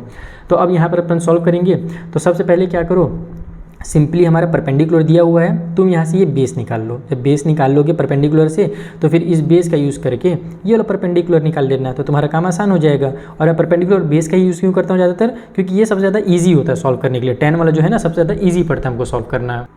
सॉरी बच्चों, अचानक से कॉल आ गया था। मैं क्या बता रहा था यार तुम लोग को, कहाँ पढ़ा रहा था बताओ ना, कॉल आता है तो मैं भुला जाता हूँ। मैं ये बता रहा था ना, हाँ मैं ये बता रहा था कि tan थीटा यूज़ करने से ज़्यादा इजी पड़ेगा अपने को, तो हम लोग 10 का यूज़ करने वाले हैं। सबसे पहले ये जो BCD वाला जो बड़ा वाला ट्रायंगल है उसका यूज़ करेंगे। तो इन राइट ट्रायंगल BCD के अंदर अपन लगा देते हैं अपन डायरेक्ट 10, एक सेकंड ना, हाँ यहाँ पर हमारे पास ये 60 डिग्री का बन रहा था ना, तो हम लोग BCD के अंदर 10 60 डिग्री लगा देते हैं। तो ये यहाँ से कितना हो जाएगा हमारे पास, परपेंडिकुलर डिवाइड बाई बेस हो जाएगा, जो कि हमारे पास है CD डिवाइड बाई में BD, ठीक है। तो हमारे पास 10 60 का वैल्यू कितना होता है, √3 होता है, इक्वल को साइड में CD का वैल्यू हमारे पास 50 दिया ही हुआ है, डिवाइड बाई में BD हो जाएगा, जिसका लेंथ अपने को चाहिए। BD को इधर ले आओ, √3 को इधर ले आओ, तो BD का जो लेंथ है वो 50 डिवाइड बाई में √3 निकल करके आ जाएगा। ये वाला जो है ना, ये हमारा 50 डिवाइड में √3 निकल करके आया है। अब अपने को ये लेंथ चाहिए, तो वहाँ यहीं से अपना वो वाला भी लेंथ निकल करके आ जाएगा। फिर से हम लोग वही 10 वाला यूज़ करेंगे। तो इन राइट ट्रायंगल ABD, तो ABD के अंदर हमारे पास tan 30 लगने वाला है, क्योंकि यहाँ पर हमारा tan 30 एंगल बना हुआ है। तो tan 30 इक्वल टू हमारे पास वही चीज़ हो जाएगा, परपेंडिकुलर यानी कि AB डिवाइड बाई में बेस यानी कि BD। तो tan 30 की वैल्यू कितनी होती है हमारे पास, 1 बाई में √3, तो यहाँ अपन 1 बाई में √3 कर लेते हैं, इक्वल को उस साइड में AB हो जाएगा, जिसका लेंथ चाहिए अपने को, डिवाइड बाई में BD जो है वो हो जाएगा 50 डिवाइड बाई में हमारा √3। तो जब देखो हम लोग इसको डायरेक्ट में करें तो ट्रांसफर करता हूँ, तो जो मेरा न्यूमरेटर है वो डिनोमिनेटर में चल जाएगा, डिनोमिनेटर वाला न्यूमरेटर में हो जाएगा, ये होगा ना यहाँ पर, नहीं उल्टा हो जाएगा, गलत हो जाएगा। पहले इसको मैं क्या करता हूँ, एक काम करता हूँ, पहले इसको मैं ऊपर ले आता हूँ, नहीं तो बच्चे लोग इसमें कंफ्यूज जाएंगे अगर मैं डायरेक्ट इसको ट्रांसफर करूँगा। तो देखो ये AB है, AB के नीचे एक 1 छुपा ही हुआ है, ये जब हम लोग डिवाइड को जब मल्टीप्लाई में कन्वर्ट करेंगे तो ये ऊपर नीचे हो जाएगा, यानी कि √3 ऊपर हो जाएगा और 50 जो है हमारा नीचे आ जाएगा। और जब मैं इसको इधर ट्रांसफर करूँगा तो मेरा √3 नीचे ही में रहेगा, ठीक है। तो इसीलिए मैं डायरेक्ट ट्रांसफर नहीं किया, तो डायरेक्ट मैं √3 को नीचे रख देता ना, तो बच्चा लोग कन्फ्यूज आ जाते हैं। तो यहाँ से मैं इसको लिखूँगा कि हमारे पास ये 1 डिवाइड बाई में जो √3 है और ये इधर से आकर के 50 डिवाइड बाई में √3 हो जाएगा, इक्वल के उस साइड में हमारे पास ए बी निकल करके आ जाएगा। √3 और √3 हमारा मिल जाएंगे, तो ए बी का जो वैल्यू है वो 50 डिवाइड बाई 3 हो जाएगा। और जब तुम सॉल्व करोगे तो मिक्स फ्रैक्शन में कन्वर्ट कर दो, तो हमारे पास कितना निकल करके आ जाएगा, ये 16 के टेबल से हो जाएगा हमारा 16 3 जा 48 और 2, हाँ तो 16 एंड 2 बाई में हमारा 3 आ जाएगा, क्योंकि 16 3 जा 48 और 2 ऐड करो तो 50 होता है। अगर तुमको ये कन्वर्ट करना नहीं आता तो उसका भी जल्दी से मैं शॉर्टकट तरीका बता देता हूँ। सिंपली क्या किया करो, डिवाइड किया करो बच्चों की तरह ऐसे, तो ये हमारा 3 का टेबल में 3 1 जा 3 हो जाएगा, 2 बचेगा, 0 उतरेगा, फिर 3 के टेबल में 6 टाइम पे 18 आ जाएगा, फिर हमारे पास 2 बचेगा। अब जो भी नंबर आए हैं ना, इसमें बच्चे लोग कन्फ्यूज होते हैं कि किस नंबर को कहाँ पर लिखा जाए, तो इसको सिंपली एंटी क्लॉकवाइज ऐसे घुमा दिया जाता है। ये मेरा ट्रिक है, जो घड़ी है उसकी उल्टी दिशा में घुमा दो, तो देखो 2 नीचे से ऊपर जा रहा है, तो इसलिए मैंने 2 को ऊपर लिखा है, डिवाइड का साइन पहले बनाओ और 2 को ऊपर में लिख दो। फिर 16 जो है वो ऊपर से लेफ्ट साइड में आ रहा है, इसलिए हमने लेफ्ट साइड में 16 को लिखा है, और जो 3 है ये लेफ्ट से नीचे जा रहा है, तो नीचे में 3 लिखा है। तो ये भी एक तरीका होता है, अगर आप लोगों को कन्फ्यूजन होता है मिक्स फ्रैक्शन में कन्वर्ट करना, तो ये तरीका यूज़ कर सकते हो। तो तुम्हारा ए बी यानी कि जो बिल्डिंग था उसका लेंथ होगा 16 एंड 2/3 मीटर। चलो क्वेश्चन नंबर 9 भी कंप्लीट। अब बनाते हैं 10th वाला क्वेश्चन। सो 10th वाले क्वेश्चन में बोला जा रहा है कि 2 poles of equal height are standing opposite each other on either side of road, यानी कि एक रोड है जिसके दोनों साइड में 2 पोल्स हैं और दोनों की जो हाइट है वो इक्वल है, विच इज़ 80 मीटर वाइड, और जो रोड है ना वो 80 मीटर चौड़ा है। तो from a point between them on road the angle of elevation कहाँ गया, angle of elevation of the top of the poles are 60 degree and 30 degree respectively, यानी कि उस रोड में ही है ना, मान लो यहाँ पर एक पोल है, यहाँ पर एक पोल है, बीच में रोड है, तो उस रोड में कोई एक पॉइंट है, वहाँ से जब हम लोग दोनों पोल्स के ऊपर में देखते हैं तो उस पॉइंट से एक पोल में 30 डिग्री का एंगल बनता है और दूसरे में 60 डिग्री का एंगल बनता है। ठीक है, इस तरीके से बोल रहा है। तो अब ये मैं सोचना कि सर दोनों पोल बराबर है तो अलग अलग एंगल कैसे बन रहा है, क्योंकि हमारा जो डिस्टेंस है ना तो बीचों बीच में पॉइंट नहीं है, किसी अलग जगह में है। तो जब दूर में रहेगा, जिस पोल से वो दूर में पॉइंट होगा वहाँ पर हमारे पास 30 डिग्री का एंगल बनेगा, और जिससे वो पास में रहेगा वहाँ पर वो 60 डिग्री का एंगल बनेगा। अभी डायग्राम के थ्रू भी समझा दूंगा इस चीज़ को मैं। ठीक है, तो find the height of the poles and the distance of the point from the poles, यानी कि आपको पहले तो हाइट बताना है पोल्स का कितना होगा, तो दोनों का हाइट तो सेम टू सेम है, कुछ अलग करना नहीं है, और वो जो पॉइंट है उससे दोनों पोल्स की जो दूरी है, अलग अलग जो दूरी है वो भी बताना है। तो चलो मैं कॉपी में समझाऊँ इसे तुम्हें। तो देखो इसका मैंने आधा डायग्राम बना लिया है। हमारे पास सबसे पहले तो मैंने 2 पोल बनाए, एक का नाम ए बी है, एक का नाम सी डी है, दोनों बराबर हैं। ठीक है, दोनों की हाइट बराबर है। इनके बीच में एक रोड है, ये जो बी डी दिख रहा है ना तुमको, ये रोड है जो कि 80 मीटर का है। अब कहीं पर एक पॉइंट ई है इस रोड के बीच में ही, और उससे जब हम लोग एंगल बनाते हैं पोल्स के ऊपर तो दोनों में अलग अलग एंगल बनता है। जैसे देखो मान लो यहाँ पर ये एंगल बना और दूसरा वाला ये इस तरीके से एंगल बनेगा। ठीक है, तो तुम लोग साफ साफ देख सकते हो कि यहाँ पर ये जो एंगल बन रहा है ये बड़ा एंगल बन रहा है ना, थोड़ा सा ऊपर दिख रहा है तुम लोगों को। ठीक है, तो ये हमारा कितना होगा, 60 डिग्री का होगा, और जब दूर से हम लोग किसी पॉइंट को देखते हैं तो छोटा एंगल बनता है, तो यहाँ पर जो एंगल बनेगा वो 30 डिग्री का बनेगा। तो इसका मतलब ये हुआ कि इस पोल से ये जो दूरी है वो ज़्यादा है और इधर की जो दूरी है वो कम है। टोटल हमारे पास बताया गया था कि टोटल जो है वो 80 मीटर का है। तो सबसे पहले तो तुम एक काम करो कि नाम में अगर कंफ्यूज नहीं होना चाहते हो तो यहाँ पर XYZ बना करके इसको सॉल्व करो, क्योंकि डायरेक्टली ये नहीं बनने वाला, क्योंकि अपने को टोटल लेंथ दे दिया। अगर किसी भी एक चीज़ का लेंथ दिया रहता, या तो एक पोल का दे देता, या तो यहाँ से यहाँ तक का दे देता, तो हम लोग ईजिली बना पाते हैं। लेकिन अब अपने को तो भैया पूरा लेंथ दिया हुआ है, तो उसके लिए क्या करो कि किसी को भी एक को x मान लो। तो यहाँ पर अपन लिखेंगे, मान लेते हैं लेट जो DE है वो हमारा कितना है, वो x है। ठीक है, यानी कि D से E तक की जो दूरी है, इस वाले पोल से इस पॉइंट की जो दूरी है वो x मीटर है। और उसी तरीके से जो BE होगा वो कितना होगा, तो देखो टोटल हमारा 80 है, यहाँ से यहाँ तक x है, तो अगर मैं टोटल 80 में से इस x को माइनस कर दूंगा तो मेरा BE निकल करके आ जाएगा। तो इसलिए जो BE होगा हमारा वो हो जाएगा 80 और माइनस में x, यानी कि टोटल में से x को माइनस करेंगे तो BE का वैल्यू निकलेगा। तो इस तरीके से हमारे पास ये वाला 80 माइनस x हो जाएगा। ओके बच्चा लोग, अब यहीं से तुम लोग को इसको कंप्लीट करना है। तो कैसे कंप्लीट करेंगे, चलो मैं समझाता हूँ। सबसे पहले तो तुम लोग देखो, यहाँ पर हमारे पास बेस है और अपने को परपेंडिकुलर निकालना है। तो बेस और परपेंडिकुलर किसमें होता है, 10 में होता है, तो तुम लोग 10 का ही यूज़ करने वाले हो। सबसे पहले मैं इस वाले ट्रायंगल में यूज़ कर लेता हूँ। तो मैं लिखता हूँ यहाँ पर इन ट्रायंगल, या फिर राइट ट्रायंगल जरूर लिखो तुम लोग, मैं शॉर्टकट में लिख दे रहा हूँ बार बार, कोई दिक्कत नहीं है। यहाँ पर तो तुमको समझाना है, लेकिन एग्जाम में जब बोर्ड में बनाओगे एग्जाम में ना तो अच्छे से लिखना राइट ट्रायंगल वगैरह सब। तो इन राइट ट्रायंगल CDE हम लेंगे 10 30 का, क्योंकि हमको यहाँ पर 30 डिग्री का एंगल दिख रहा है। तो वो क्या होता है, परपेंडिकुलर यानी कि CD और डिवाइड बाई में बेस यानी कि हमारा DE। एक काम करते हैं, ये जो CD और DE AB है ना, ये दोनों तो बराबर ही चीज़ें हैं, है ना, दोनों हमारे इक्वल पोल्स हैं। तो दोनों का जो हमारा हाइट है उसको आप लोग h मान लो, दोनों का जो हाइट है उसको आप लोग सिंपली h मीटर मान लो। ये भी h है और ये भी h मीटर है। ठीक है, जो हाइट है। तो उससे फायदा क्या होगा कि हमको बार बार लंबी चीज़ें नहीं लिखनी पड़ेगी। जब हमने इसको x मान लिया है तो इसको भी कुछ ना कुछ मान लेते हैं, y भी मान सकते हो, लेकिन हाइट को h लिखा जाता है ज़्यादातर ना, इसीलिए मैंने h लिख दिया है ताकि बच्चे कन्फ्यूज ना हो। तो tan 30 का वैल्यू कितना होता है, tan 30 का वैल्यू होता है 1/√3, ठीक है। CD का वैल्यू अपने पास कितना है तो उसको अपने h मान लिया है, और DE जो है ये यहाँ से यहाँ तक उसको हमने x मान लिया है। तो यहाँ से तुम क्या करो, इसको h के फॉर्म में निकालो, क्योंकि अपने को h की वैल्यू चाहिए ना, तो x को इधर ले आओ तो तुम्हारा x/√3 हो जाएगा h का वैल्यू, यानी कि h इक्वल टू हो जाएगा तुम्हारा यहाँ से x/√3। x/√3 equal to h लिखो या h इक्वल टू x/√3 लिखो, दोनों बतिया एक ही होता है। तो ये तुम्हारा एक इक्वेशन बनेगा, और इस टाइप से क्वेश्चन को इक्वेशन बनाकर ही बनाना पड़ता है। उसी तरीके से तुम दूसरे वाले ट्रायंगल में आओगे तो हमारे पास इन राइट ट्रायंगल, चलो इस बार राइट लिख ही देता हूँ, हमारा ट्रायंगल का नाम क्या है, ए बी और ई है। तो right triangle A B E के अंदर इस बार अपन tan 60 डिग्री लेंगे, और यहाँ पर हमारे पास ए बी और डिवाइड बाय में हमारे पास बी ई होकर के आ रहा है, ठीक है। A B divide by B, ये देखो परपेंडिकुलर डिवाइड बाई बेस। तो इस बार tan 60 का वैल्यू तो हम लोग जानते हैं √3 होता है, लेकिन हमारे पास जो ए बी है वो तो h ही है, ए बी और सी डी दोनों h थे, और बी ई जो है उसको हमने क्या लिया था, 80 - x लिया था। तो यहाँ से अब देखो ये इजीली बनेगा, ये तुम्हारे इधर ट्रांसफर कर दो तो 80 और ये माइनस में x जो है ये मल्टीप्लाई में आ जाएगा ना, तो मैं डायरेक्ट इसको ऐसे लिखता हूँ, √3 मल्टीप्लाई में 80 - x जो है वही वैल्यू है h का।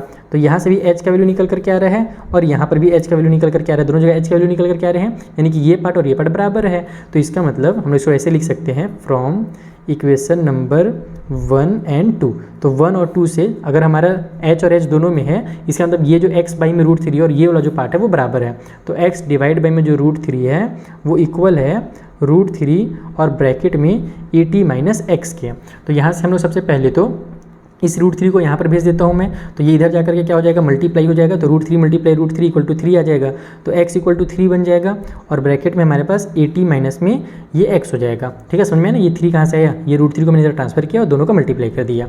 अब जब मैं ब्रैकेट ओपन करूँगा तो x इक्वल टू हो जाएगा 8 3 जा 24, यानी कि 240, और माइनस में 3x। अब इस 3x इधर ले आओ तो तुम्हारे पास ये 3x इधर आकर के प्लस में x हो जाएगा, है ना, ये माइनस इधर आकर प्लस होगा, तो 3x प्लस वाला और ये प्लस वाला x मिल करके 4x बना लेंगे।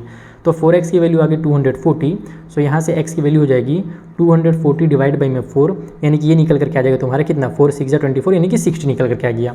तो x का जो वैल्यू है बच्चा लोग, x इक्वल टू निकल करके आ गया 60 डिग्री, यानी कि 60 मीटर, ठीक है, डिग्री नहीं मीटर। तो यहाँ पर जो हमारा दूरी था d से लेकर के e तक की जो दूरी थी वो मेरी 60 मीटर हो गई, तो टोटल 80 था, तो ये वाला दूरी हमारा 20 मीटर होगा। तो बस अब इन ये जो हमको पॉइंट मिल गए हैं, हम इसी पॉइंट का यूज़ करके हम लोग h का वैल्यू निकाल सकते हैं। हम लोग h का वैल्यू देखो डायरेक्ट यहीं से निकाल लेंगे, हम लोग को x का वैल्यू मिल गया है ना, तो इसी में से मैं निकाल लूँगा।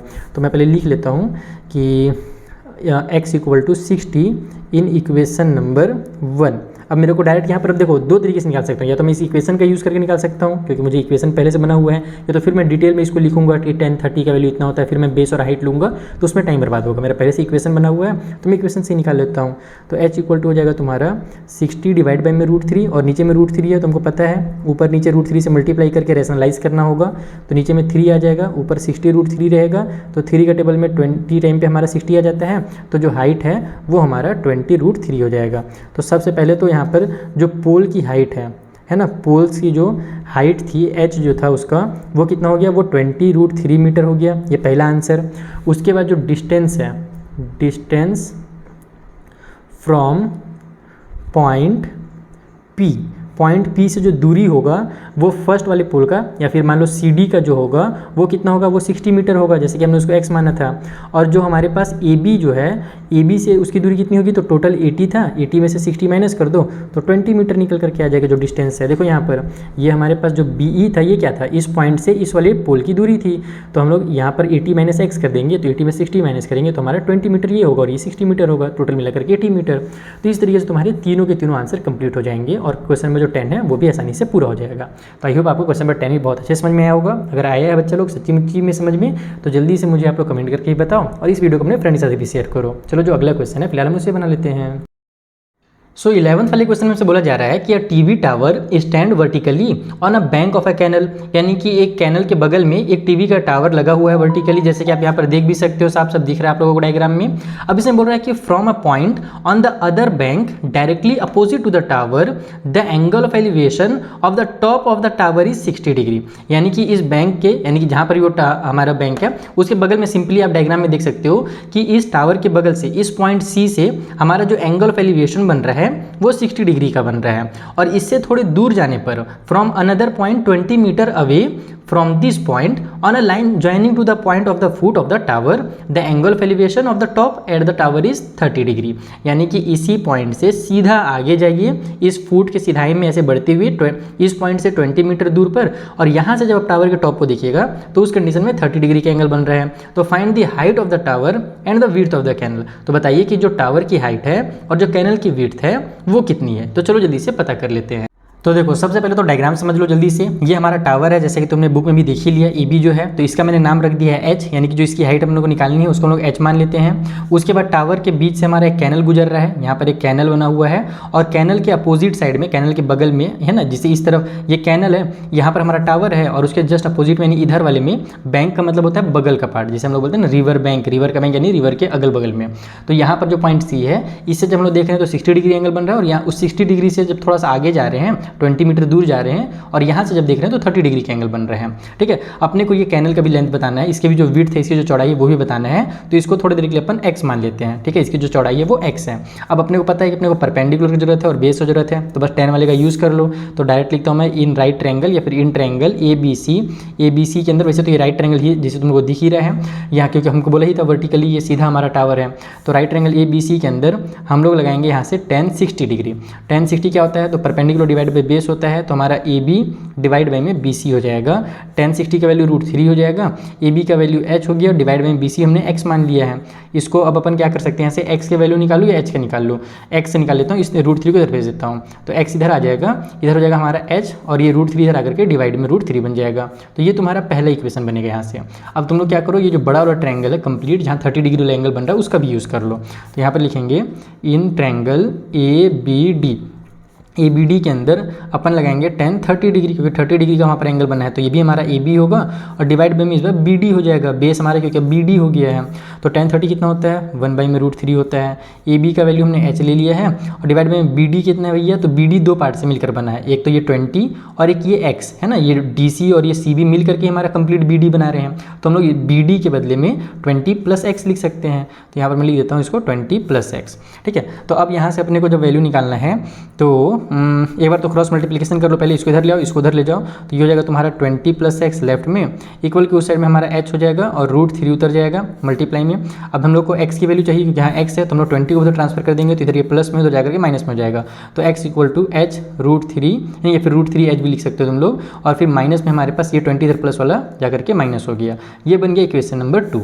तो इक्वेशन 1 को मैं बक्से में क्लोज कर देता हूँ, ताकि टीचर जब चेक करें तो उनको अच्छे समझ में आए। तुम लोग भी एग्जाम में ऐसे ही किया करो कि जो भी चीज़ तुम लोग जरूरी चीज़ निकालते हो ना, उसको बक्से में जरूर क्लोज कर दिया करो।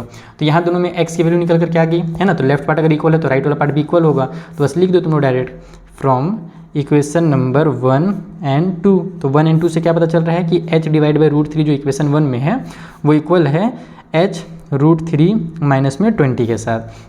अब यहाँ पर से हम लोग को जब इसका वैल्यू निकालना है तो सबसे आसान तरीका मैं क्या यूज़ कर सकता हूँ, मैं डायरेक्ट √3 को अगर ट्रांसफर कर दूँ तो हो जाएगा क्या, √3 को ट्रांसफर करूँ तो दोनों के साथ मल्टीप्लाई हो जाएगा।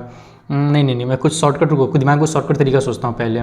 चलो यहाँ पर दिमाग ज़्यादा काम नहीं कर रहा है क्योंकि बहुत सारे क्वेश्चन हो गए हैं, तो डायरेक्ट मैं मल्टीप्लाई ही कर देता हूँ। तो h = हो जाएगा तुम्हारा √3 से मल्टीप्लाई होगा, या फिर चलो एक बार मैं भेज ही के दिखा देता हूँ, इस तरीके से मल्टीप्लाई होगा, नहीं तो कई बच्चे फिर कंफ्यूज हो जाएंगे, सर ने डायरेक्ट से मल्टीप्लाई कर दिया।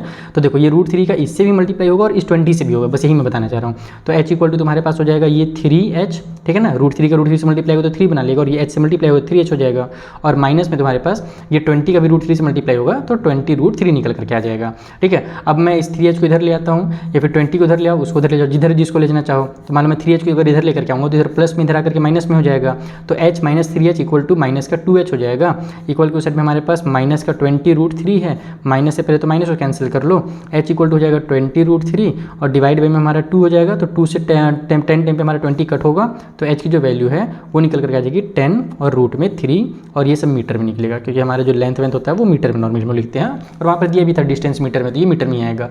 तो हमारा जो हाइट ऑफ टावर है वो 10 √3 है। अब इस h का यूज़ करके अपन x का वैल्यू निकाल सकते हैं। तो चलो जल्दी से, ये तुम्हारा मैं छोटा सा होमवर्क दे करके जाता हूँ कि हमारा जो x का वैल्यू है, यानी कि जो विड्थ ऑफ कैनल है वो कितना है, x = कितना, ये जल्दी से तुम लोग मुझे कमेंट करके बताओ। और उसके लिए तुम लोग को ज़्यादा लंबा चौड़ा सॉल्व नहीं करना है, सिंपली यहाँ पर बस वैल्यू पुट करनी इक्वेशन 1 में h का वैल्यू, तो x का वैल्यू तुरंत निकल करके आ जाएगा। ठीक है, तो ये 11th नंबर का क्वेश्चन कंप्लीट होता है। अब बनाते हैं 12th नंबर का क्वेश्चन।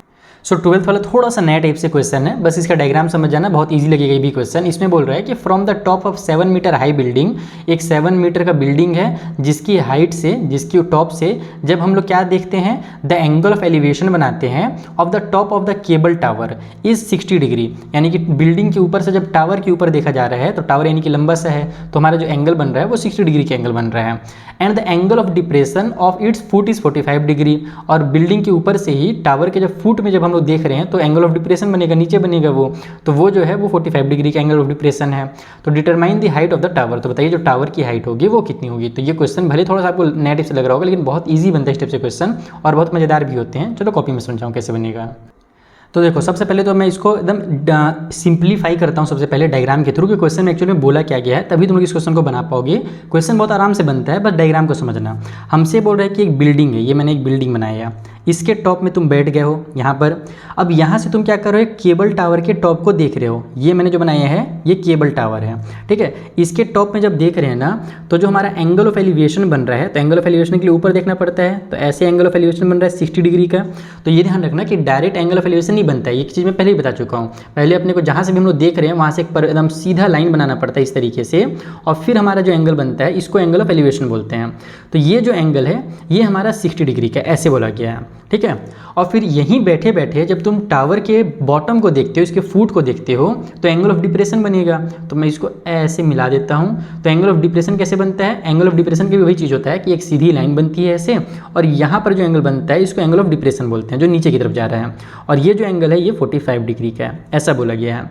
अब आपको बोल रहा है कि ये जो बिल्डिंग है इसकी जो हाइट है वो 7 मीटर है, तो बताइए जो केबल वाले टावर है इसकी हाइट कितनी होगी। तो इसको सॉल्व करने का देखो सबसे आसान तरीका ये बच्चा, कि यहाँ से यहाँ तक अगर 7 मीटर है, तो सबसे पहले तो ये समझ जाओ कि यहाँ से यहाँ तक भी क्या होगा, 7 मीटर ही होगा, क्योंकि दोनों एकदम पैरेलल लाइन होते हैं आपस में, ठीक है। जो टावर हमारे बिल्डिंग बनता है, जो टावर होता है, इस टाइप से क्वेश्चंस में अगर लिखा नहीं है तो भी समझ जाना कि ये लाइन और ये लाइन पैरेलल है।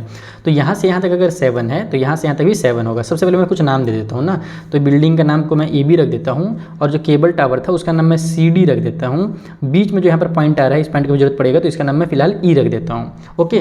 तो जैसे मैंने बताया कि ये 7 है तो ये भी 7 होगा। अब आपको ये वाला पार्ट निकालना, जब आप ये पार्ट निकाल लोगे, EC अगर निकाल लोगे, तो 7 में उसको ऐड कर देना, तो तुम्हारा आंसर निकल कर के आ जाएगा। तो इस पार्ट को निकालने के लिए हमें क्या चाहिए, हमको चाहिए ये वाला पार्ट, ये पार्ट हम लोग को जरूरत पड़ेगा।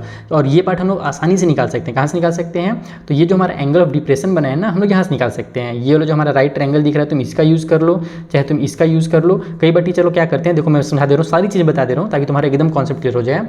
यहाँ पर अगर 45 बना है तो ये भी मेरा 45 डिग्री का होगा एंगल, उस तरीके से टीचर लोग बताते हैं। लेकिन जरूरी नहीं कि तुम ऐसे ही बनाओ, क्योंकि हमारे यहाँ पर भी राइट एंगल ही बन रहा है।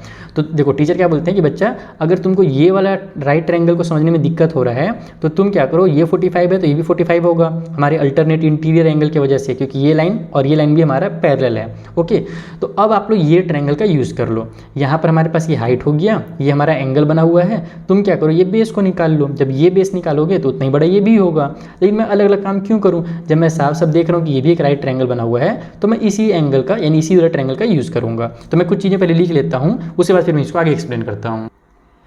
तो देखो यहाँ पर मैंने कुछ बेसिक चीज़ें लिख ली हैं ताकि आपके टीचर को समझ में आ जाए, और तुम लोग भी जब एग्जाम में बनाओगे तो इसी तरीके से कुछ बेसिक चीज़ें लिख लेना ताकि टीचर समझ जाए कि बच्चे ने कहाँ से किस चीज़ का यूज़ किया है। तो हमने AB नाम का ये क्या नाम है बिल्डिंग बना दिया, CD नाम टावर जो मैंने उस टाइम बताया था आपको वो लिख दिया है, और ये भी बता दिया कि AB और CD भाई आपस में पैरेलल हैं। इस वजह से मेरा AB जो होगा और जो मेरा ED का जो लेंथ होगा, क्योंकि हमने एकदम सीधा परपेंडिकुलर लाइन बनाया यहाँ पर, तो ED और जो AB होगा ये दोनों बराबर होंगे, दोनों 7 मीटर का होगा। बस इतना कर लो।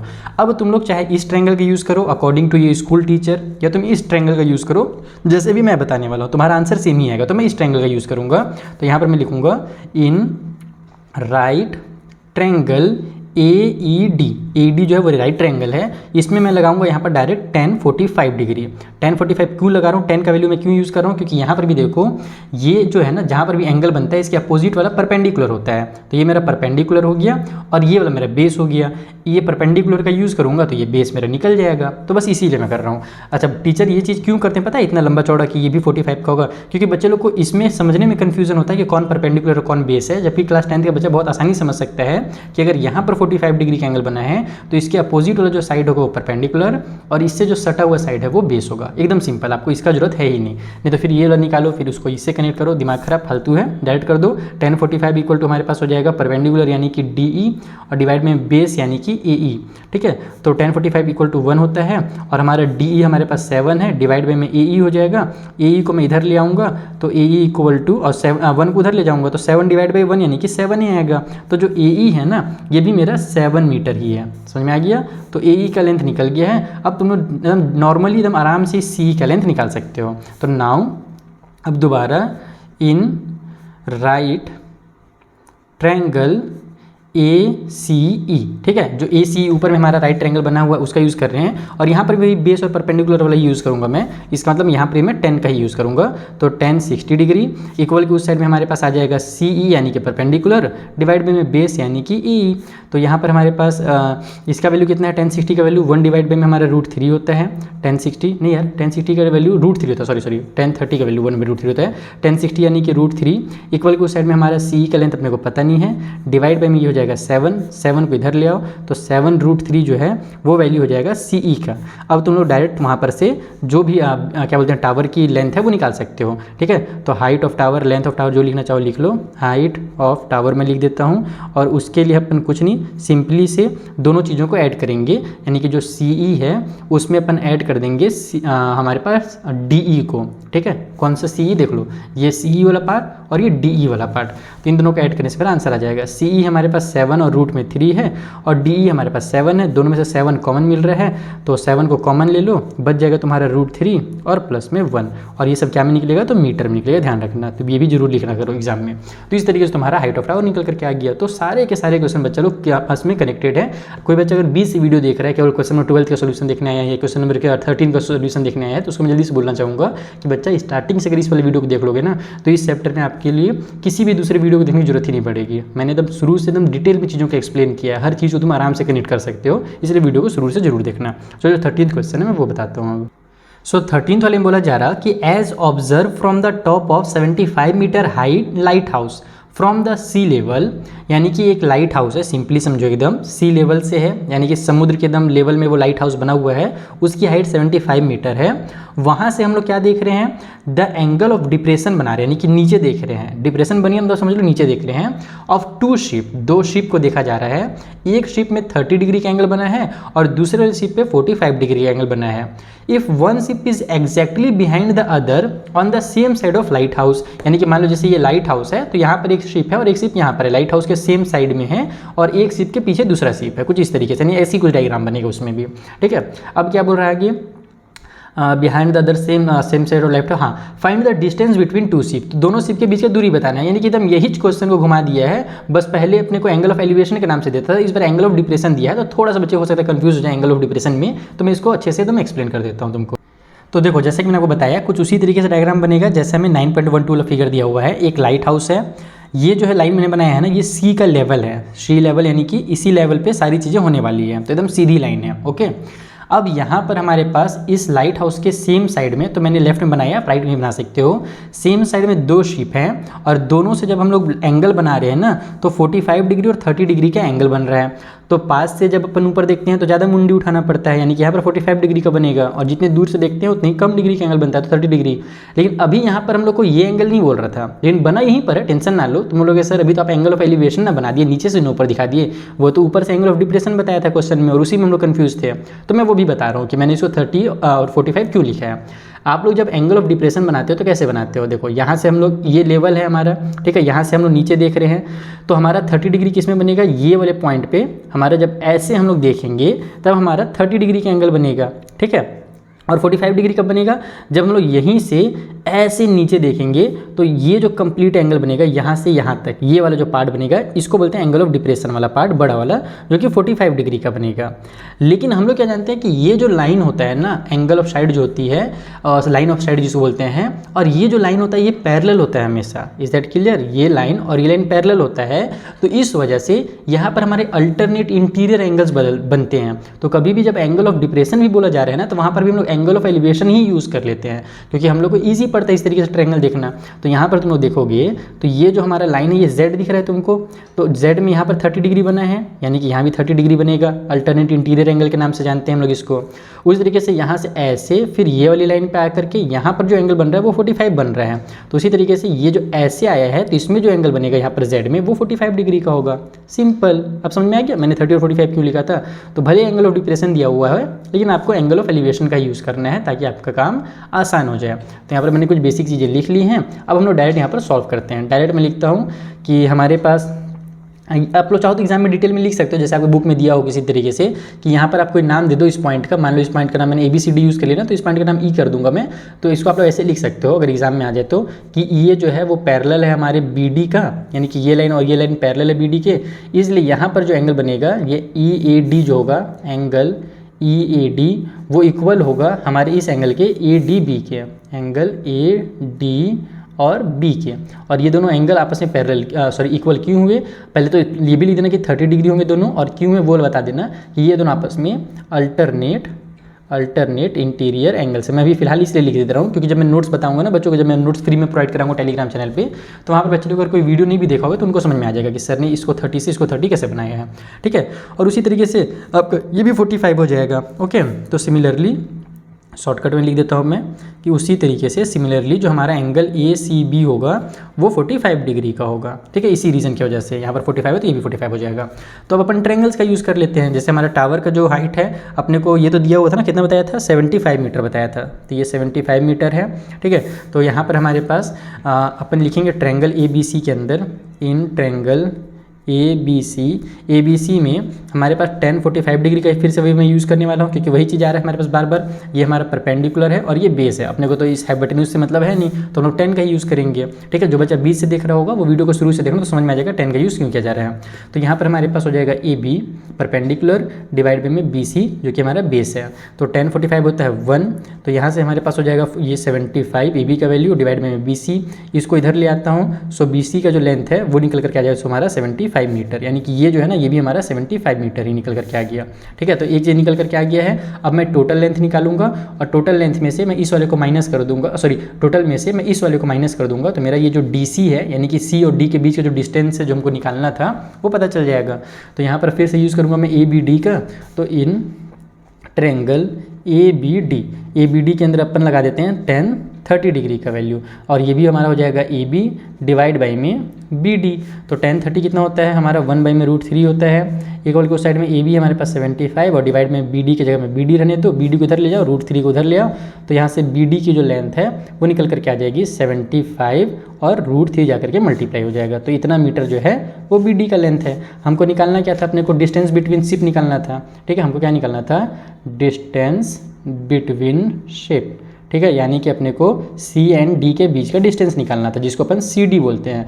तो CD के लिए सिंपली अपन कंप्लीट BD में से BC वाले पार्ट को माइनस कर देंगे, जैसे मैंने डायग्राम में ही समझाया आपको।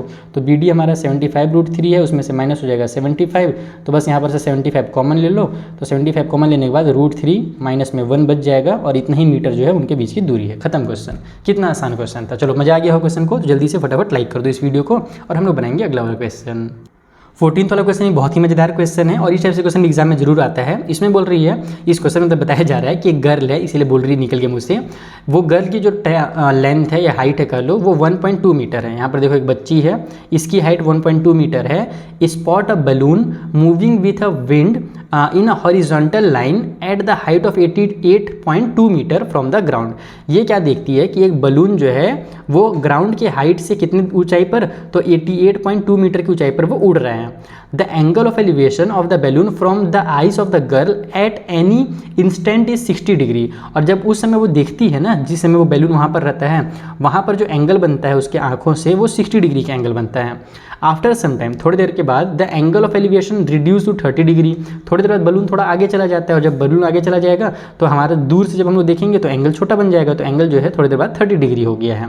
तो find the distance travel by the balloon during the interval. तो उस समय पे वो बलून यहाँ से यहाँ तक तक पहुँचने में कितना समय लगाया ये बताइए। और सबसे जरूरी चीज़ ये ध्यान रखना है कि अपने पास इसकी हाइट भी है ना, इस बच्ची की, ये ग्राउंड से जो लेवल जो अपने को बताया ना 88.2 मीटर की ऊंचाई, वो ग्राउंड से नहीं बताया है, वो उस बच्ची के आंखों से बताया है। तो बच्ची का हाइट को भी हम लोग जोड़ेंगे तब ग्राउंड में आएगा। चलो कॉपी में समझाता हूँ डिटेल में। तो देखो इस कहानी में इस वाले क्वेश्चन में ट्विस्ट क्या है वो समझ लो। सबसे पहले अपने को बोला गया है कि ये जो बैलून था ना, यहाँ पर मान लो था बैलून, तो ये ग्राउंड लेवल से यानी कि इस वाले पॉइंट से इस पॉइंट तक, ठीक है, ये जो लड़की बच्ची थी उसके पैर का जो पॉइंट है यहाँ से, ठीक है, यहाँ से ये टोटल 88.2 मीटर की दूरी पर था, ठीक है, 88.2 मीटर की टोटल लेंथ है। उसके बाद अपने को बता दिया कि बच्ची की जो हाइट है यानी कि यहाँ से लेकर के यहाँ तक का जो हाइट है, ये वाला जो दूरी है, ये हमारे पास बोला है 1.2 मीटर है, यानी यहाँ से यहाँ भी 1.2 ही होगा, ये वाला पॉइंट भी 1.2 होगा और ये वाला जो पॉइंट है ये भी मेरा 1.2 ही होगा। बस यही इसका कॉन्सेप्ट है। अब तुम लोग के पास जो ट्रायंगल बन रहा है, ये वाला देखो ट्रायंगल बन रहा है ना, ABC नाम का ट्रायंगल मैंने बना दिया, दूसरा AED नाम का मैंने ट्रायंगल बना दिया, ये C और D जो है वो हमारे बैलून्स हैं। ओके, तो यहाँ पर आपका जो ट्रायंगल बना है तो आपको किसका हाइट चाहिए रहेगा। जब ट्रायंगल को आप सॉल्व करोगे तो आपको तो नीचे वाले की हाइट जरूरत है नहीं, क्योंकि ट्रायंगल तो हमारा ऊपर हवा में बन रहा है, तो ज़मीन का तो अपने को जरूरत ही नहीं है। तो हम क्या करेंगे कि ये जो कंप्लीट जो था ना यहाँ से यहाँ तक का डिस्टेंस, ये यहाँ से लेकर के यहाँ तक जो था उसमें से इस वाले पार्ट को माइनस कर देंगे, 1.2 को माइनस कर देंगे, तो अपने को D से लेकर के E तक का जो दूरी है या C से लेकर के जो B तक का दूरी है, दोनों सेम ही दूरी है, वो जो डिस्टेंस है, वो जो हमारा लेंथ है वो पता चल जाएगा। तो वही काम करना, मेन यही इसका कॉन्सेप्ट इस क्वेश्चन का। तो सबसे पहले वही काम कर लो आप लोग कि यहाँ पर आप लोग लिखो कि जो BC है और जो DE है वो बराबर है। ये चीज़ लिख लो कि BC जो है भैया वो DE के बराबर है, और दोनों का लेंथ निकालने के लिए हम लोग सिंपली 88.2 में से माइनस कर देंगे 1.2 को, ताकि हमारा जो लेंथ है यहाँ से यहाँ तक का वो लेंथ निकल करके आ जाए। तो ये 2 में से 2 खत्म हो जाएगा, 8 में से 1 माइनस हो तो 87 आ जाएगा। तो 87 मीटर जो है ना वही इन ट्रायंगल्स की हाइट है। ये जो ट्रायंगल हमारे हैं ये 87 मीटर के हैं। बस खेल खत्म अब क्वेश्चन का। फटाफट तुम लोग बना लो जो जैसा रूल यूज़ करते हैं। सबसे पहले तुम चाहो तो इस ट्रायंगल का भी यूज़ कर सकते हो या 60 वाले का यूज़ करो, जिसका यूज़ करना चाहो। तुमको करना क्या है, तुमको सिंपली ये जो AB है और ये जो हमारा AE है, ये दोनों साइड निकालना है। ये छोटे ट्रायंगल का AE निकालना है और बड़े ट्रायंगल का AB निकालना है। AB में से AE को माइनस करोगे तो ये जो BE हमारा है वो निकल जाएगा, और BE निकल जाएगा यानी कि CD निकल जाएगा। ये BE और CD सेम ही चीज़ें हैं, यानी कि B से E तक की दूरी और C से D तक की दूरी बराबर है। तो वो जो जितना डिस्टेंस कवर किया था ना D से C तक जाने में, वो अपने को पता चल जाएगा। बुझा गया क्या करना है। अब हम लोग इसको फटाफट बनाते हैं। तो डायरेक्ट मैं लिखूँगा यहाँ पर इन राइट ट्रायंगल AED, ठीक है, AED। तो AED के अंदर हमारा 60 डिग्री बन रहा है। अपने को ये बेस की जरूरत है, अपने पास ये हाइट है तो बस वही 10 वाला ही लगाएंगे। तो 10 60 डिग्री इक्वल के उस साइड में हो जाएगा DE जो कि है परपेंडिकुलर डिवाइड में बेस यानी कि AE, ठीक है। तो 10 60 हमारा कितना होता है, √3 होता है। DE हमारे पास 87 है, डिवाइड बाई में हमारे पास हो जाएगा AE का लेंथ जो अपने को निकालना है। AE को इधर ले आओ तो AE इक्वल टू हो जाएगा 87 डिवाइड बाई में √3 मीटर। ये पहला चीज़ तुम्हारा कंप्लीट हो गया, कितना आसानी से निकल गया। दूसरा चीज़ भी ऐसी फट से निकल जाएगा। ये 10 30 का वैल्यू लगा करके ये जो हमारा है ना ये बड़ा वाला ट्रायंगल उसका यूज़ करेंगे। तो बड़े वाले ट्रायंगल का नाम क्या है, तो ABC है। तो इन ट्रायंगल ABC के अंदर वही चीज़ हमारा 10 30 के साथ हो जाएगा, इक्वल के उस साइड में हो जाएगा हमारा BC जो कि परपेंडिकुलर है, डिवाइड बाई में AB जो कि हमारा बेस है। तो यहाँ 10 30 कितना होता है, 1 बाई में √3 होता है। BC हमारे पास 87 यहाँ पर भी है, डिवाइड बाई में AB हो जाएगा। AB को इधर ले आओ, √3 को इधर ले जाओ, तो AB इक्वल टू हो जाएगा तुम्हारा 87 मल्टीप्लाई √3 मीटर। ये निकल कर क्या गया, AB का लेंथ। अपने को तो निकालना क्या था, अपने को निकालना था CD, यानी कि CD निकालने के लिए अपने को BE निकालना है। तो यहाँ पर अपन लिखेंगे कि हमारे पास जो BE है वो इक्वल है CD के। BE और CD इक्वल हैं, और इनका वैल्यू निकालने के लिए फिर अभी फ़िलहाल CD मत लिखो, बस फिलहाल ये लिखो कि मुझे BE अगर निकालना है तो मैं क्या करूँगा, मैं कंप्लीट AB में से AE को माइनस कर दूँगा। तो यहाँ पर मैं लिखूँगा AB माइनस में AE, ठीक है। जब B निकल जाएगा तब लास्ट में लिखेंगे कि B इक्वल टू CD, तो फिर वहाँ पर से हमारा CD हो जाएगा। तो ये AB कितना हमारे पास 87√3 माइनस में 87 डिवाइड बाई में √3, क्रॉस मल्टीप्लिकेशन कर दो इसका इधर हमारे पास। तो जाकर जब मल्टीप्लाई कर दूँ ना, या फिर मल्टीप्लाई करने से अच्छा है कॉमन ले लेता हूँ ना, यहाँ भी 87 यहाँ भी 87 है, फालतू में टाइम बर्बाद होगा। हाँ 87 को कॉमन ले लो। तो 87 को अगर मैं कॉमन लूँगा तो हमारे पास बचेगा क्या, एक तो √3 बच जाएगा ये वाला, ठीक है, और माइनस में यहाँ पर हमारा 1 बच जाएगा, और डिवाइड बाई में √3 तो है ही पहले से। समझ में आ गया। हमने इससे भी 87 को बाहर ले लिया और इस वाले पार्ट से भी 87 को बाहर लिखा है। तो यहाँ पर हमने 87 निकाला तो 1 लिखना पड़ेगा ताकि 87 बन जाए, 87 हो जाए। अब इसको सॉल्व करना ज़्यादा आसान है हमारे लिए। तो 87 को इधर ही रहने दो, √3 का √3 से मल्टीप्लाई करो तो 3 बन बन जाएगा, माइनस में 1 हो जाएगा ये वाला, और डिवाइड बाई में √3 उतर जाएगा। अब यहाँ से तुम्हारा ये बन जाएगा 87 मल्टीप्लाई में 2 डिवाइड बाई में √3, तो ये कितना होता है 7 × 14 का 4, कैरी हो गया हमारा 1, तो हो जाएगा कितना हो गया 4 8 जा 16, सॉरी 2 8 जा 16 और 1 हमारे पास 17, 174 निकल करके आ गया। डिवाइड बाई में हमारे पास √3 है, और ये उस टाइप से क्वेश्चन आ गया शुरू में जैसे हम लोग बनाते थे जब डिनोमिनेटर हमारा इरेशनल होता था। तो इसका तरीका क्या है, ऊपर नीचे इसको रैशनलाइज कर दो √3 से मल्टीप्लाई करके, तो ऊपर में तुम्हारा आ जाएगा 174 रूट में 3, और नीचे में तुम्हारा √3 मिल करके 3 बन जाएंगे, तो 3 से कट भी हो जाएगा ये 3 के टेबल में, 3 5 जा 15, और फिर हमारे पास 2 आगे गया, तो 3 का टेबल में हमारा 8 टाइम पे हो जाएगा 24, तो 58 हो गया ऊपर में, तो ऊपर में लिख दो 58 और √3, और नीचे में 1 है तो वो लिखने की जरूरत है ही नहीं। तो ये इतना मीटर जो है वो लेंथ है, उसकी दूरी है। अब लास्ट में तुम ये बता दो कि भैया जो BE है वो बराबर है हमारे CD के, ठीक है, BE और CD बराबर हैं और दोनों का जो दूरी है वो बराबर है, तो 58 √3 मीटर ही होगा। तो वो जो बैलून है वो एक्चुअल में इतना डिस्टेंस कवर किया, इतना डिस्टेंस ट्रैवल किया है। तो ये बन गया 14th क्वेश्चन। अब हमारे पास 2 लास्ट के क्वेश्चन बचे हुए हैं, 15th और 16th, उनको खत्म करेंगे तो पूरा एक्सरसाइज खत्म हो जाएगा। अगर तुम लोग को ये वीडियो पसंद आया बच्चा लोग ना, तो जल्दी से कमेंट करके बताना और अपने फ्रेंड्स से जरूर शेयर करना। So the 15th question is a straight highway leads to the foot of a tower. एक स्ट्रेट हाईवे से वो जो है ना एक टावर के पैर तक लेकर के जा रहे हैं, यानी कि टावर है वहाँ तक वो हाईवे लेकर के जा रहे हैं। A man standing at the top of tower, एक मैन जो है टावर के ऊपर बैठा हुआ है, नहीं पता क्या कर रहा है वहाँ बैठ करके। ऑब्जर्व अ कार, अच्छा कार देख रहा है, मतलब लड़का है वो, मैन नहीं है। बैठ करके हम लोग क्या कर देते हैं, पहले छत में बैठ करके कार देखते थे ना बचपन में, बस वही चीज़ है। इस क्वेश्चन में जो दिया हुआ है इसमें बच्चे के बारे में बात कर रहा है, बस मैन लिख दिया है। तो इसमें बोल रहा है कि एक आदमी भैया टावर के ऊपर बैठ करके मस्त नीचे में कार को देख रहा है at an angle of depression of 30 degree. ऊपर से नीचे 30 डिग्री देख रहा है, नहीं नीचे से ऊपर भी 30 ही बनेगा। सिंपल सा लॉजिक है, जो लॉजिक मैंने पहले भी आपको 12th नंबर वाले क्वेश्चन में समझा दिया है, ठीक है।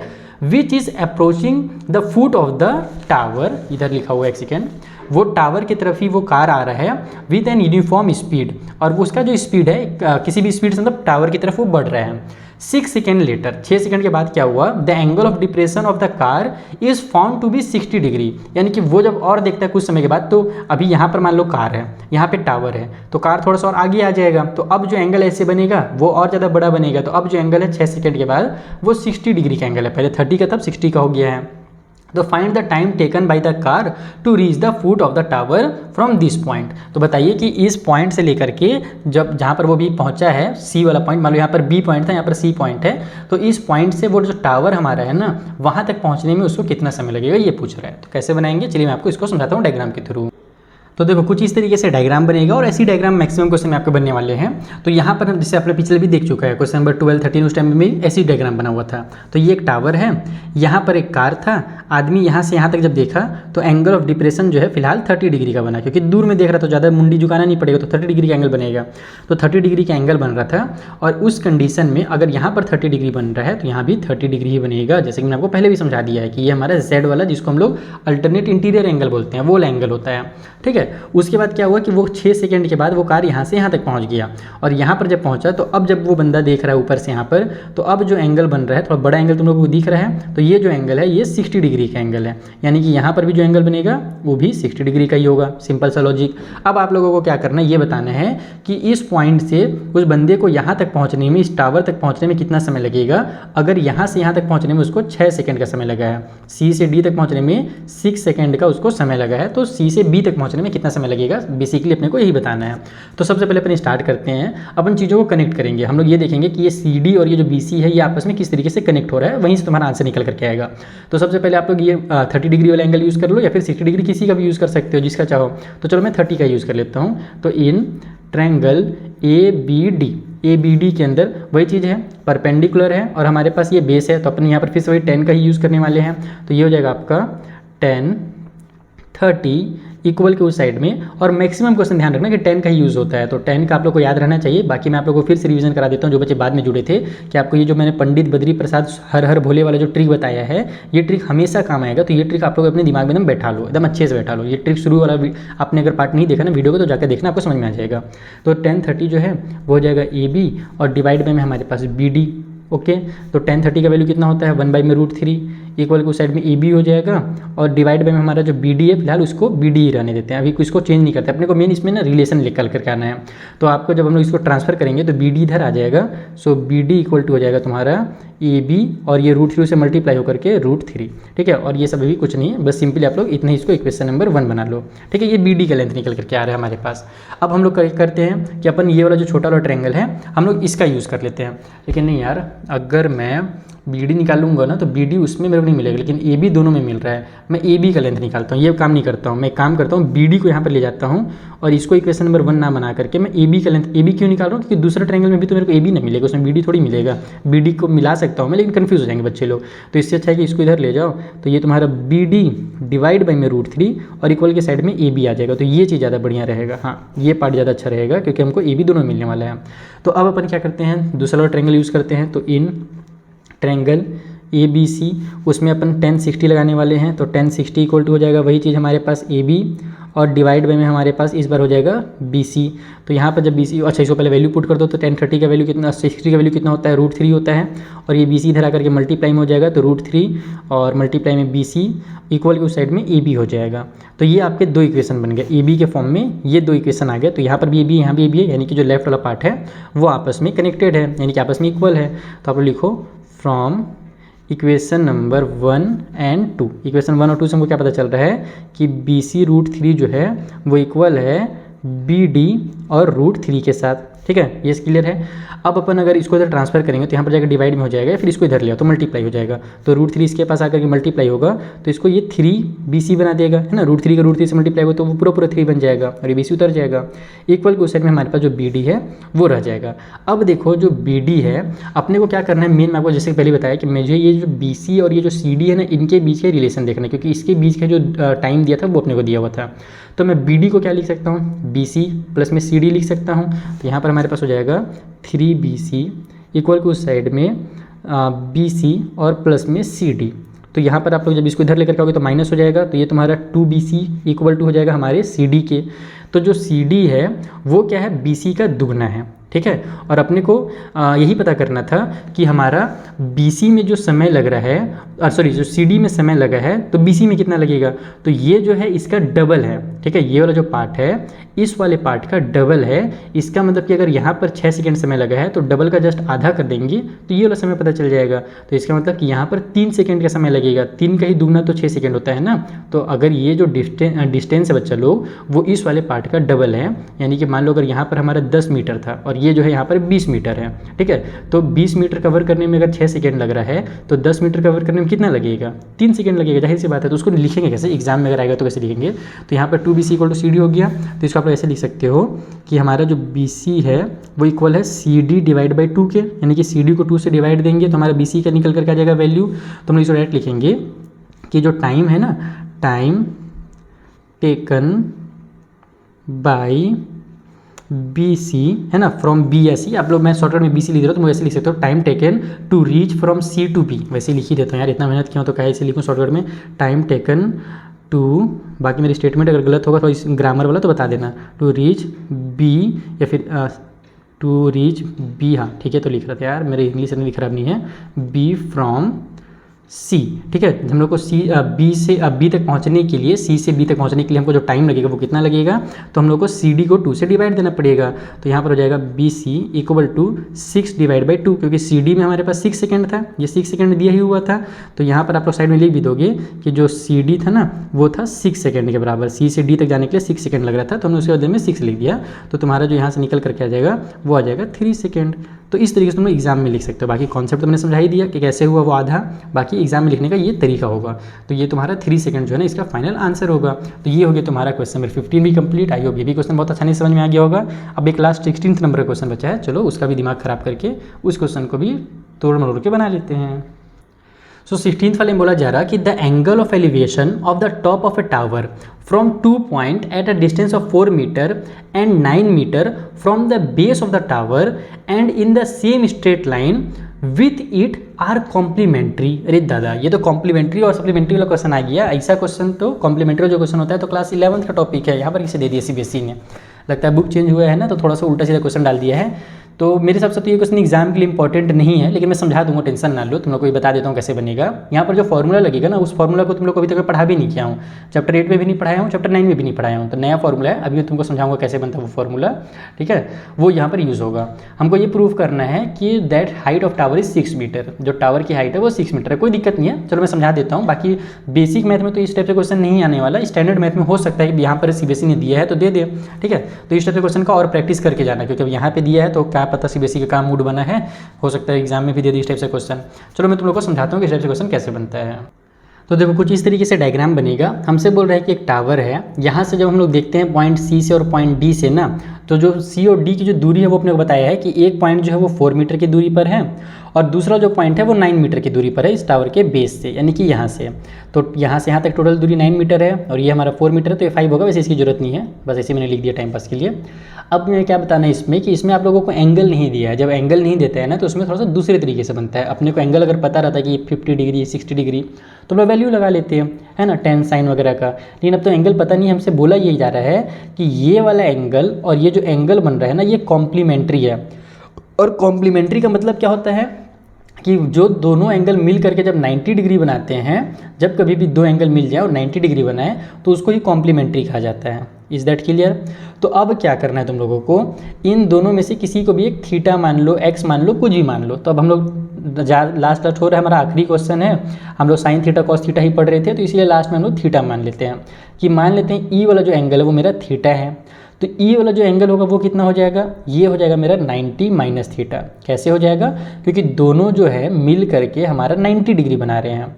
अब 90 में से मान लो एक ठो एंगल तुम्हारा मान लो 10 डिग्री का है फॉर एग्जांपल के लिए, तो दूसरा एंगल निकालने के लिए क्या करेंगे, 90 में से उस 10 को माइनस कर देंगे तो दूसरा वाला 80 निकल करके आ जाएगा। तो बस वही चीज़ है कि अगर हमने एक को थीटा मानना है तो दूसरा हमारा 90 माइनस थीटा हो जाएगा। Is that clear? क्योंकि दोनों कॉम्प्लीमेंट्री थे।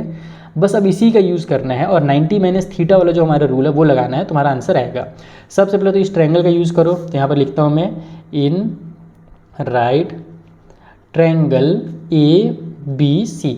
तो यहाँ पर भी हम लोग विच काम करेंगे, 10 का यूज़ करेंगे। 10 थीटा में हमारा बेस और हाइट आ जाएगा, क्योंकि अपने को हाइट को ही यहाँ पर 6 मीटर प्रूव करना है, ठीक है। तो यहाँ पर हम चाहो तो लिख भी सकते हो, to be prove A B equal to 6 metre, इस तरीके से लिख लो। बाकी मैं डायरेक्ट बना दे रहा हूँ। तो यहाँ पर हमारे पास 10 थीटा इक्वल टू हो जाएगा हमारा परपेंडिकुलर यानी कि ए बी डिवाइड बाई में बेस यानी कि बी सी, ठीक है। तो 10 थीटा यहाँ से कितना निकल करके आ जाएगा, 10 थीटा निकल करके आ जाएगा तुम्हारा ए बी के बदले में अपन ए बी ही रहने देते हैं, क्योंकि वो तो अपने को प्रूव करना है। वहाँ पर 6 मीटर दिया नहीं है, वो प्रूव करने की 6 मीटर है, फिलहाल उसका यूज़ नहीं कर सकते। डिवाइड बाई बी सी का वैल्यू जो है वो 4 लिख लो, ठीक है। तो 10 थीटा का ये वैल्यू हो गया, इसको इक्वेशन नंबर 1 मान लो। अगेन अब दोबारा आ जाओ और अब तुम लोग दूसरा जो ट्रायंगल ए बी डी है उस ट्रायंगल का यूज़ करो। तो in right triangle A B D के अंदर हम लोग 10 90 माइनस थीटा लगाएंगे, नहीं 10 थीटा यहाँ पर भी यूज़ करेंगे, लेकिन ये जो एंगल बना है वो 90 माइनस थीटा का बना है। तो यहाँ पर लिखोगे 10 90 minus theta equal to sine में फिर से वही ए बी और डिवाइड में हमारे पास 9 हो जाएगा, है ना। ये कंप्लीट हमारा बी डी जो है, या फिर एक बार लिख ही देते हैं बी डी, नहीं यहाँ पर मैं बी डी लिख देता हूँ, बी और इसको बना देता हूँ डी। तो अब देखो एक फॉर्मूला होता है, ये चीज़ तुम लोग क्लास 11 में पढ़ोगे, 10 90 माइनस थीटा जो होता है ना बच्चा, वो इक्वल होता है कॉट थीटा के। किसका इक्वल होता है, कॉट थीटा के इक्वल होता है। बाकी मेरे हिसाब से इस टाइप से फॉर्मूला वाले क्वेश्चन मैंने आर.एस. अग्रवाल की बुक में कराया था, लेकिन ये चीज़ डिलीट हुआ था यार, कैसे दोबारा दे दिया है। कॉम्प्लीमेंट्री एंगल तो डिलीट था, हाँ अच्छे से याद आ गया मेरे को, कॉम्प्लीमेंट्री एंगल तो डिलीट किया सीबीएसई ने। मैं जब रिड्यूस सिलेबस का मैंने वीडियो बनाया था तो मेरे को अच्छे से याद आ रहा है कि मैंने उसको देखा था, कंपेयर किया था पुरानी बुक से नए बुक में, तो कॉम्प्लीमेंट्री वाला डिलीट था। ये क्वेश्चन गलती से यहाँ पर है, चलो कोई बात नहीं, दे दिया है। तो बस इतना याद रखो कि 90 माइनस थीटा जो होता है वो इक्वल होता है कॉट थीटा के, ठीक है।